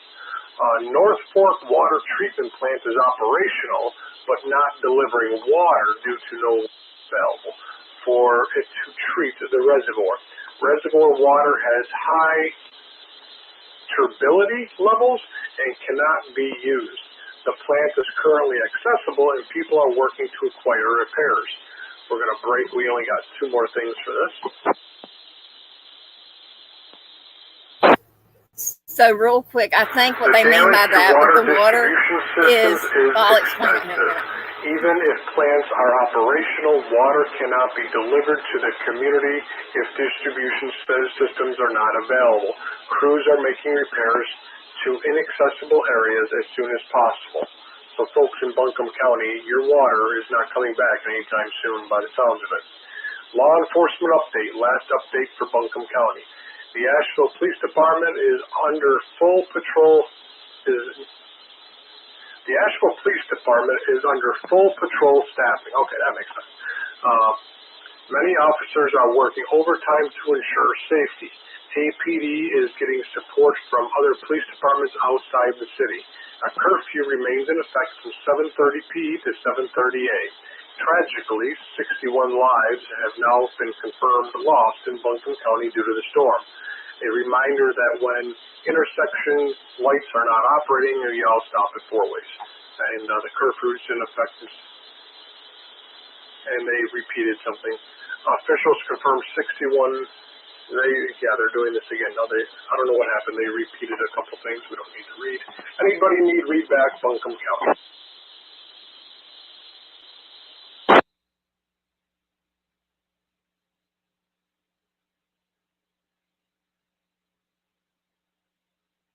Okay, 9 hours ago, Polk County government.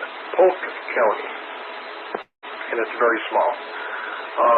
And it's all about distribution sites. Starting today, the following drive-through locations will be open for distribution of essential supplies, including water and basic food.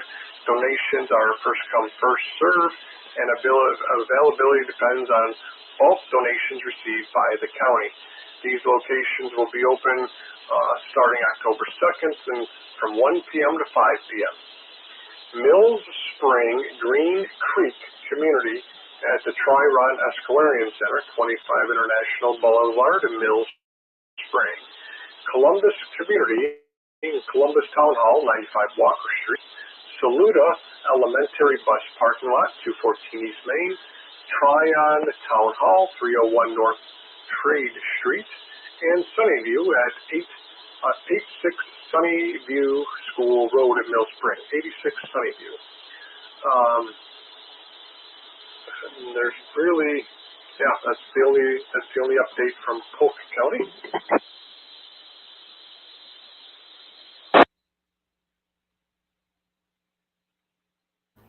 When he's completely done with the updates, I'll go over the water with y'all. Okay, Rutherford County. First thing on the page, court system. Rutherford County courts will not be in session on Thursday, October 3rd, and Friday, October 4th. Many thanks to those work they continue to serve the county during this extreme weather. Let's see, PSA from Rutherford County Health Department. Due to multiple large shipments coming in, we are closing our offices for the day. So I guess the health department will close. If you still need supplies, you can visit other stations on Florence Baptist Church, 201 South Broadway Street, Forest City, Thomas Jefferson High School, US 221A, and Mooresboro, and the Gilkey Church of God, 255 Oak Spring Road, Rutherford. Solid waste. I think somebody asked me about this earlier in Rutherford County. Solid waste. With the exception of the Green Hill and Bills Creek Convenience Center, which are inaccessible at the moment. All other convenience centers will be open Thursday, October 3rd from 7 a to 6 p. This includes the Hollis Center. The landfill located on Laurel Drive will be open from 7:30 to 4:30. Health Department, again, we are running low on food items. The Health Department located at 221 Callahan-Coon Road in Spindale needs help, I guess, there. Calvary Baptist Church will be distributing supplies 2 p.m. They're located at 224 Chimney Rock Road. And those are the updates for Rutherford County. Any updates that are needed go?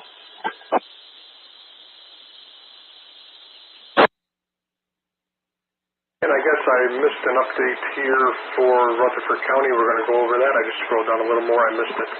The Lake Lure Resource Center, meals served every day, 11:30 a.m. to 1:30 p.m. and 4:30 p.m. to 6:30 p.m. The town of Lake Lure has been working with the Christian Aid Ministry Rapid Response Team to establish a Lake Lure Resource Center for food, shower, restrooms, a tool trailer, a charging station, and Wi-Fi at Ingalls on Highway 9 in Lake Lure. Meals will be served in 2 shifts, 11:30 to 1:30, 4:30 to 6:30. There will be a shower trailer there as well. A charging station will be available, so bring your charging cords to charge. A Wi-Fi station is established so people can make calls and texts. There are also two tool trailers and workers to assist with repairs, street clearing, etc. Lake Lure Church has shower trailer available with restrooms and meals starting on Tuesday. Services also available from 12 to 5. Just verifying we have nothing else. They have free ice. The IGL Logistics, 241 Vance Street, Forest City. They have ice, looks like, every day there. All right, there we go for Rutherford.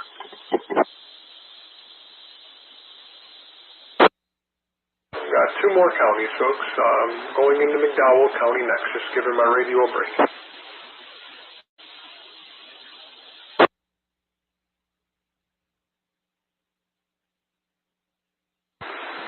McDowell County. Ongoing operations in McDowell. The McDowell County Emergency Operations Center continues to conduct rescue operations for individuals trapped or stranded in the aftermath of Hurricane Helene. The McDowell County Helene hotline remains active, fielding calls related to missing and stranded persons, shelter locations, transportation assistance, oxygen resources, pharmaceutical needs, and other storm-related concerns. Each call is triaged and prioritized. The search and rescue teams dispatched based on the urgency and critical nature of the situation. Folks, this is McDowell County. This is a very hard-hit county as well. Reaching isolated communities and residents. Emergency crews are working tirelessly to establish vital access points to communities and residents isolated by blocked roads and storm debris. Clearing debris and reopening critical access routes is a top priority to ensure immediate relief, medical assistance, and delivery of essential supplies. Food and water distribution in coordination with logistics teams. The Human Services Division is facilitating the delivery of essential resources, including water tankers, bottled water, MREs, other food items, to the affected areas throughout McDowell County. Operations are ongoing around the clock to ensure no one is left without access to these essentials. In addition, heavy-duty drones have been delivering water and food to individuals in need. POCs are available from 10 a.m. to 4 p.m. From 10 a.m. to 4 p.m. and these locations are the Woodlawn Hicks Chapel Church, 6008 Highway 221 North, North Cove former TJ's building at 8153 221 North, Marion. Old Fort is located at 1 Water Street in Old Fort. Dartsville, I think it's pronounced. Solid Rock Free Will Baptist Church. Sounds like a happening place. 7860 Highway 226 in Nebo. And the new Manna Baptist Church, 225 East Court Street in Marion. And then the Zion Hill Baptist Church at 1036 Zion Hill Road in Marion. Community meals warm meals are being served daily at the Grace Community Church, 5182 US 70 in Marion. Meal times are 11 to 12:30 and 4 to 5:30. Let's see, medical oxygen and support. Open pharmacies. It skips right over medical and oxygen, so I guess maybe they're just going to deal with that in all pharmacies maybe. Ingalls Pharmacy, Marion Pharmacy, Prescription Pad, Walmart Pharmacy, and CVS. Assistance for those homebound insulin needs. Individuals who are isolated and need assistance to insulin can contact the Helene hotline for assistance. Oxygen assistance. Patients who are homebound or without power and need help with oxygen filtrators can call the Helene hotline at 828-652-3241 for support. Repeating that phone number, 828-652-3241. Text to 911. In the event of an emergency where you cannot place a phone call, remember that McDowell County offers text to 911. If you are unable to speak or can't text 911, the operator will communicate with you via text and dispatch help as needed. And I want to reiterate, even though you don't have cell phone service, your phone might show nothing. A lot of times texts will still go through. Just text the number 911. And McDowell, they say they will stop until y'all are taken care of and all your supply needs are met. So that's McDowell County. Any readback from McDowell?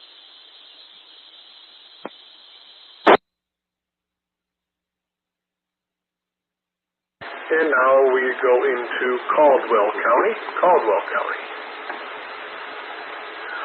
They are like a couple others. They don't do a big post. They're just scattered posts. So let me read this one. Debris pickup will begin Monday, October 7th until November 22nd in the area where roads have been cleared. So starting next Monday through November 22nd. Remember, place storm debris at the road. Do not place storm debris in the road or block storm drains, ditches, or fire hydrants. Do not place debris under overhead lines. Separate vegetation, construction debris, and furnishings. Crews will make 3 passes. Town of Sawmills, City of Lenore, Government, Town of Hudson, North Carolina. I guess that's all you guys that are getting trash pickup. Let's see. If you wish to volunteer in Caldwell County,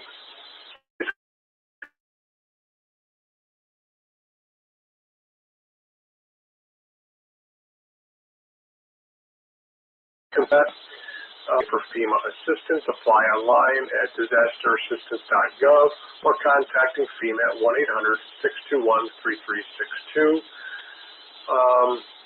9 hours ago, they posted that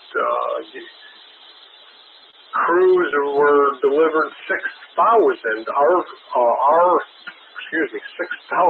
MREs and essential supplies to the Kings Creek, Patterson, and Coltsville communities. A big thank you to local businesses, churches, and friends for your continued donations and support. We are working as quick as possible to distribute these donations into the communities. So that's huge there for a small county like Caldwell. And that's it. There's nothing else for Caldwell County. Folks, that concludes the county updates. Does anybody need readback on anything that I read for the counties, or did I miss a county that I've previously done that I didn't do tonight?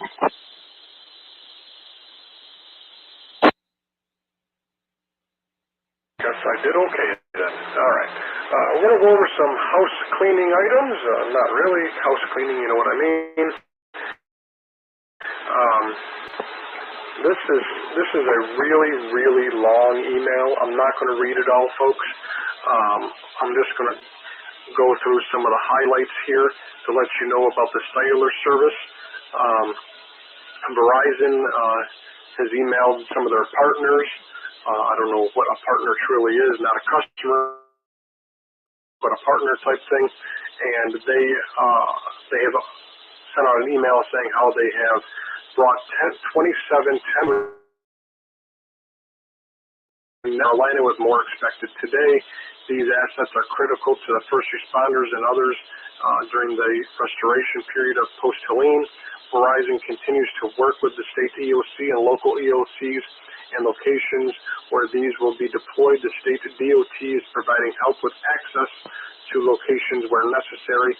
And then they give just a tremendous list with a bunch of acronyms, and I'd have to go through this entire list of acronyms to tell you what all these things mean. But essentially what this all means is that they have all these different types of technologies, and all these different types of technologies allow y'all to get your cell phone service. You know, they're in Buncombe County, Henderson, Buncombe. I'm just going to read through the counties because I don't know how to explain this any better without going one by one by one. They're in McDowell County. Apparently Wake County needs this. Buncombe, Clay, Haywood, McDowell, Mitchell, Transylvania, Buncombe again, Buncombe, Henderson, Macon, Yancey, Buncombe. I guess you guys don't need to hear all that. But are bringing services to you guys, okay? Verizon has also deployed assets to help residents in certain areas.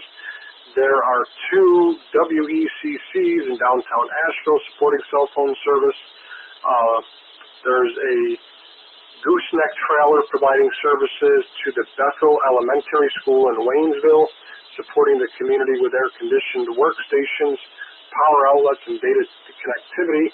In addition, Verizon has set up a compound at the Asheville Mall with a bunk of comfort trailers, food, water, refueling capabilities, with technicians operating in the area. The following list is governments working with Verizon, and as you know, with all the western counties. So then we'll need to say all those. They have brought 51 portable generators into North Carolina to support the wireless facilities. Refueling operations are underway in western North Carolina with over 60 refueling trucks, and have made more assets coming into the area on a daily basis. So that is from Verizon and a partner of Verizon. Let's put it that way. So there's that. Break. And that was shared to me by the Vice President and CFO of Bryant Enterprises, LLC, which is Western North Carolina Communications, North Georgia Communications, East Tennessee Communications, and Upstate South Carolina Communications, located in Hayesville, North Carolina. So there's all that for you. And we're just about done. We're just going to go over 2 other small points from me. I'm just going to give my radio a break.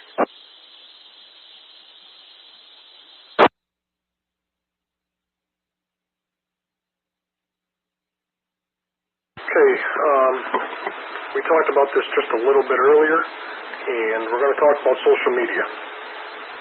Now, I run a business on social media. I'm very fortunate, guys. I have a very, very nice business that I run on social media. It supports my family and I very nicely, and my workaholic wife still works. But social media can be a great thing. For me, it's been just wonderful. But with social media comes a whole lot of bad.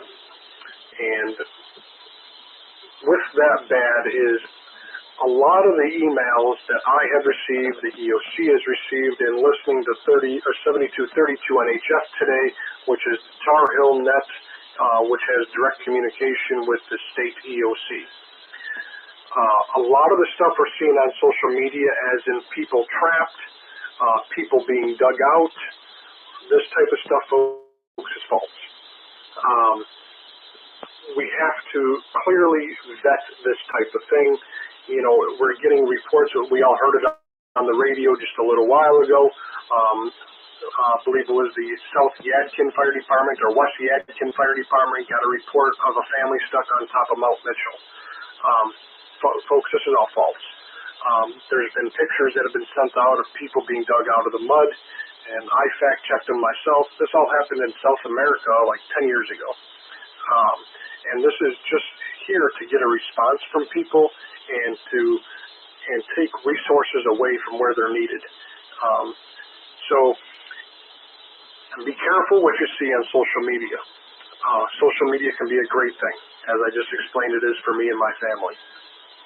But we have to be careful of what is actually being sent out over social media. And just because you see something that has 1,000 comments and a bunch of likes and a bunch of shares doesn't mean it's true.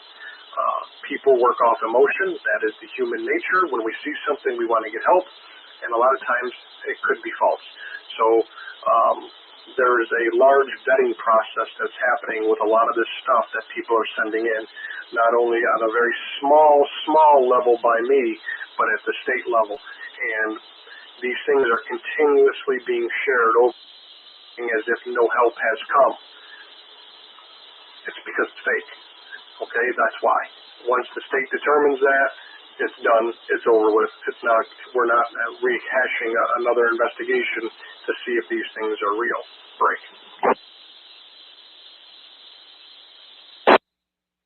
And lastly, this is my last comment regarding email. Folks, I understand there are a lot of people online listening. The number last I saw today was somewhere in the 3,000 mark, which is really, really cool to have our stories of Western North Carolina put out to the masses so people can truly get an understanding of what's going on. If you're going to listen to the broadcast of 5 feet, which I encourage everybody to do, I encourage you to have an open mind. I encourage you to consider what is going on down here. I consider you to think about what you put into words before you hit that send button. Right before I started the net tonight, I got another really, really nasty email because you know what? We as hams talk, and that's what was happening on the repeater here while I was pulling up all the information that I just reported to you guys. We were all talking while I was doing it. You know, we had some great, funny conversations about New York City and, you know, all this other stuff, you know, and jails and stuff like that. This is what ham radio is, folks. And if there's a little piece of the puzzle out there that doesn't like what ham radio is, I encourage you just to hit the stop broadcasting button on the Broadcastify app. Okay? I don't need your emails. I don't care about your emails. And believe it or not, I'm one of the biggest jerks you'll ever meet in your life. And believe me, I will reply to you when the time is right. The time is not right now, and nobody needs your antics. I'm not going to put it out. I'm not going to suggest to the hams that are enjoying fellowship to stop talking, because you may be 3,000 miles away and want to hear my voice about, you know, what's going on. This is a vitally important thing to pass what's going on, but there's also time for fellowship, because that's what amateur radio is. And the amateur radio is simply that. We talk, we have fun, we choke up each other, and in times of need, we come to the rescue in terms of communications.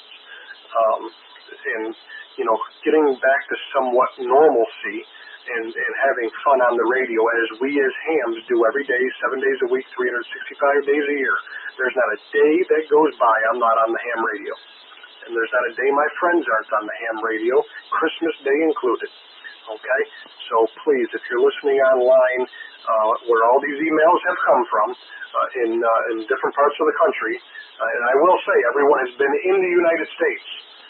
Nobody from overseas has sent a nasty email, and I thank you for that. Please, think about what's going on down here. These people are trying to get back to some sort of normalcy. So, with all that said, my name is Dan. I am proud to say my call sign is K2DMG, Kilowatt 2 Delta Mike Golf, and that call sign is a vanity call. And my wife's name is Crystal. I have 2 children, and DMG are my initials. So I created a vanity call years and years ago. Crystal 2 and my name, Daniel in my name. And that 2 is significant now because I have 2 children with my beautiful wife. So with that, everybody, I hope you have a wonderful evening. Welcome to the 190 repeater system at 6,600 feet on top of Mount Mitchell. We thank the owner of the repeater for allowing us to continue this net. And with that, everybody, you have a wonderful night. And an hour after my wife brought me my dinner, I'm going to go eat it. And I'm going to have a cold dinner like the rest of y'all in the affected area. 73s for all, and all a good night. K2DMG, the repeater is now turned back over to normal repeater use. F4S70. Thank you, Dan. Appreciate it. KI4ZEK. Thank you. Kilo Oscar 4, Delta Bravo Papa with an announcement. Go ahead with the announcement. Yeah, this is William in Morganton. Just to let people know, the Morganton repeater at 147.150 is back online, but we did have a devastating loss. The antenna on the repeater antenna did come off the tower, and it's about 60 foot in a tree about 500 feet away from the tower. We do have a temporary antenna installed. Coverage is going to be limited for all the Morganton folks. So you need to use the Lenore repeater or this repeater, and we think, like I said, we hats off to N2GE, and we thank him deeply for the support. And so I just want to make that announcement that the WPARC 147.150 machine is back online. Sounds good. There were a couple other people that also tried to get in as soon as I unkeyed. 1 or 2 or 3 of you, however many there were. Go ahead.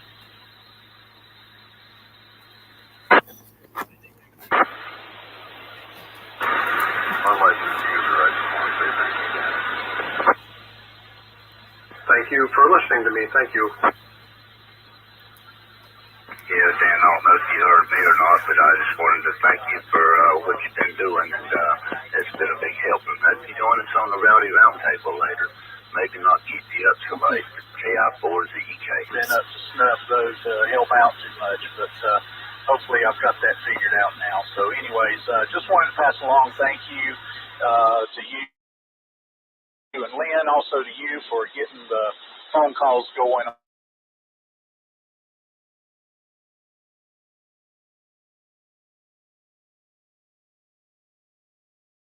Appreciated and do appreciate everything y'all have been doing. So anyways, just wanted to pass along my thanks and gratitude from everybody down here and everybody that I've been talking to.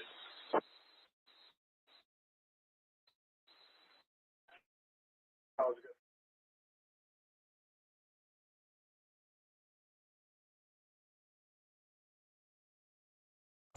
So can you hear me okay?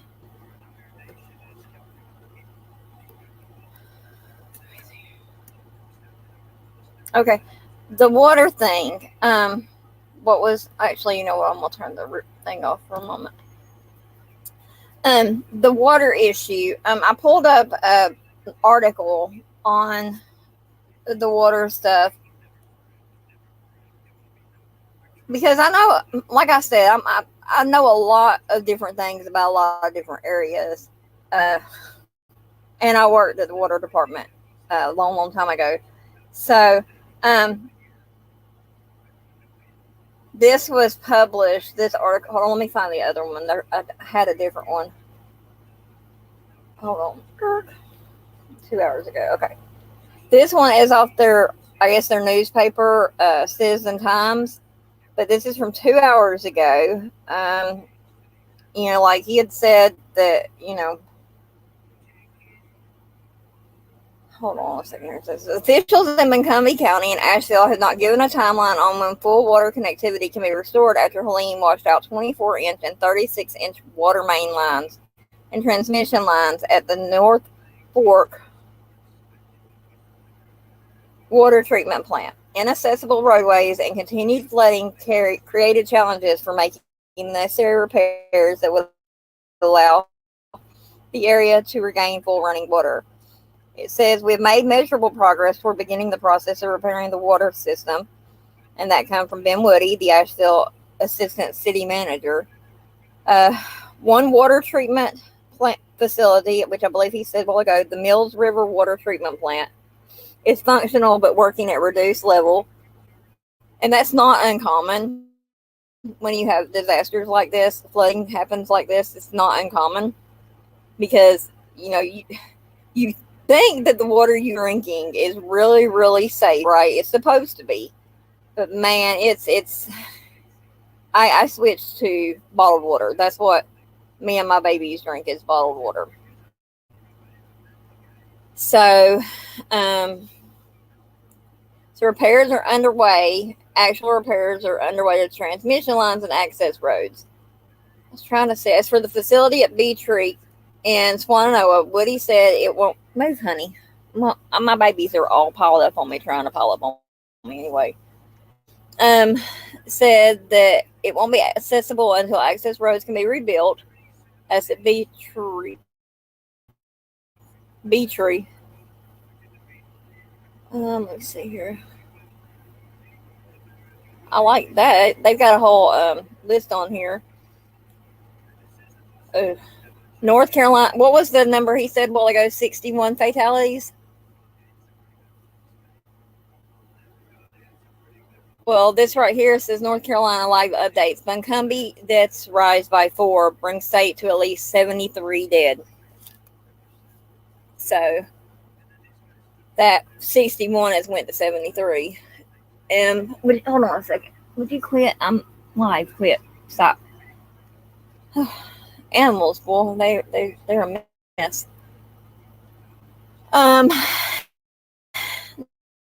Let me see. Let's see that one. Try to find that one. The voting guide for Western North Carolinians have been affected by Hurricane Helene. I'm not surprised by that. Well, that's 61's went to 73 now.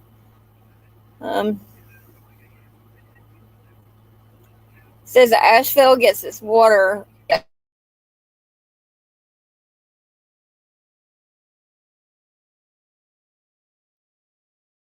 Stores are fed by mountain streams. So, that being said, I can't remember the exact word that he used a while ago, but whenever you have these incidences happen and you can't have functionable water, all of those lines have to be completely flushed. And by completely flushed, I mean just that. It's like a whole, how somebody has to have dialysis or a blood transfusion where they have to pump all that blood out and pump it right back in. Well, that's the same way it is with the water plant. It's nightmarish when that has to happen, because you have to, first you got to make sure that all your pipes and stuff that have been destroyed, you got to make sure they're fixed, and then you got to clean that system out. You got to. Otherwise, you're going to have a whole lot of E. coli happening and all kinds of other E. coli, Ebola, COVID, all that stuff will be happening. So, it's very, very, very, very, very sad. They're talking about having non-potable water brought in. That's the water that you can't have, that you're not supposed to drink. I deal with that with my camper because I live in a camper. And even if I was out in the country somewhere I would still drink out of bottled water, and I would still boil my water to bathe in, take a shower in, whatever, however I'm doing it. If I'm taking a bath or if I'm taking a shower, I still boil my water every night because, yeah, I just don't trust it. I'm sick as it is, and I'd really like to stick around a little bit longer in life. So, yeah, but that's that really hurts my heart knowing that they are having to go through that with the water issue. What I was talking about with Reed, I kind of laughed out loud at that because you know, it's like you got a shout out from the hams, but that's always neat when you find somebody that you work with, like, you know what I'm saying, social media or whatever, and then you hear their name come from somebody that's nowhere around. Yeah, it's neat, but I'm just glad that I'm able to help in whatever way I am, which is, you know, just streaming the ham for now. But I have ate and I'm tired. My head's hurting tonight for real. I think I'm gonna call it a night too. I'm very thankful for those people. I'm gonna grab that email address, and I think I'm gonna shoot the guy email and let them know I appreciate all they're doing, and that I'm glad to help get their word out for them. So, but that's that for tonight.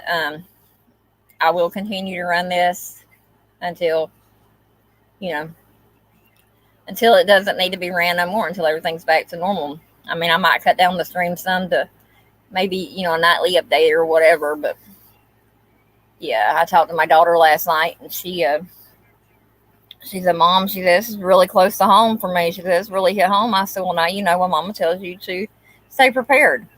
You know, be weather aware and stay prepared, because she's always like, oh, it's going to miss us. It's going to miss us. She said the same thing with the Clarksville tornado, and they watched that come through their backyard, the Clarksville tornado, and then this thing here 2-3 hours away from her. Yeah, but still it's her state where she's at. But I might, if I've been having some issues sleeping here lately too again.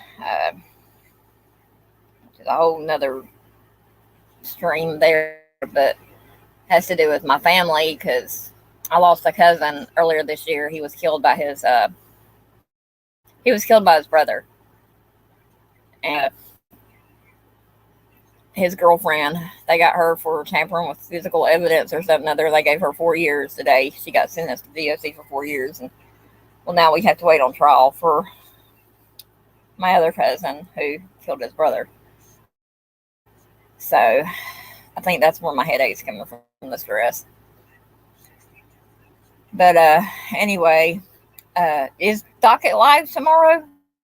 1979?